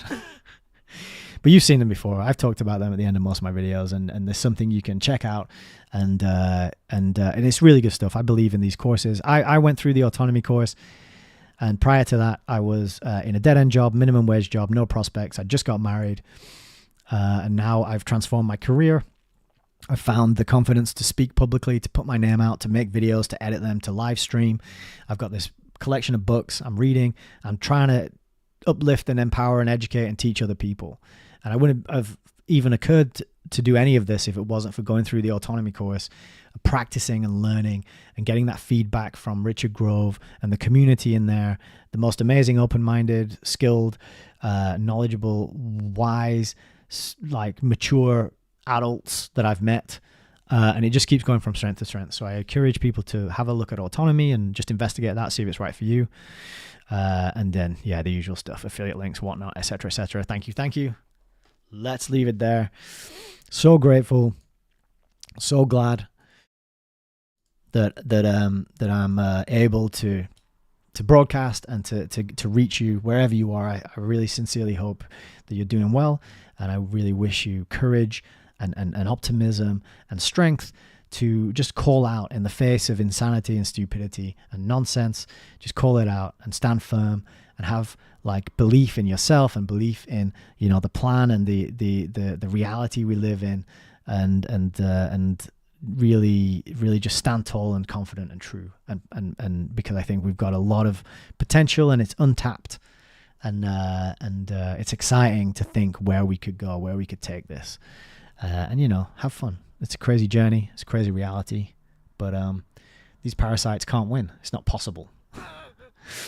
Okay, so with that said, much love to you all. I'm gonna take a leaf out of Nigel Watson's book, and I'm gonna end with 2 simple words, but said from the heart, and with my full belief and intention. God bless.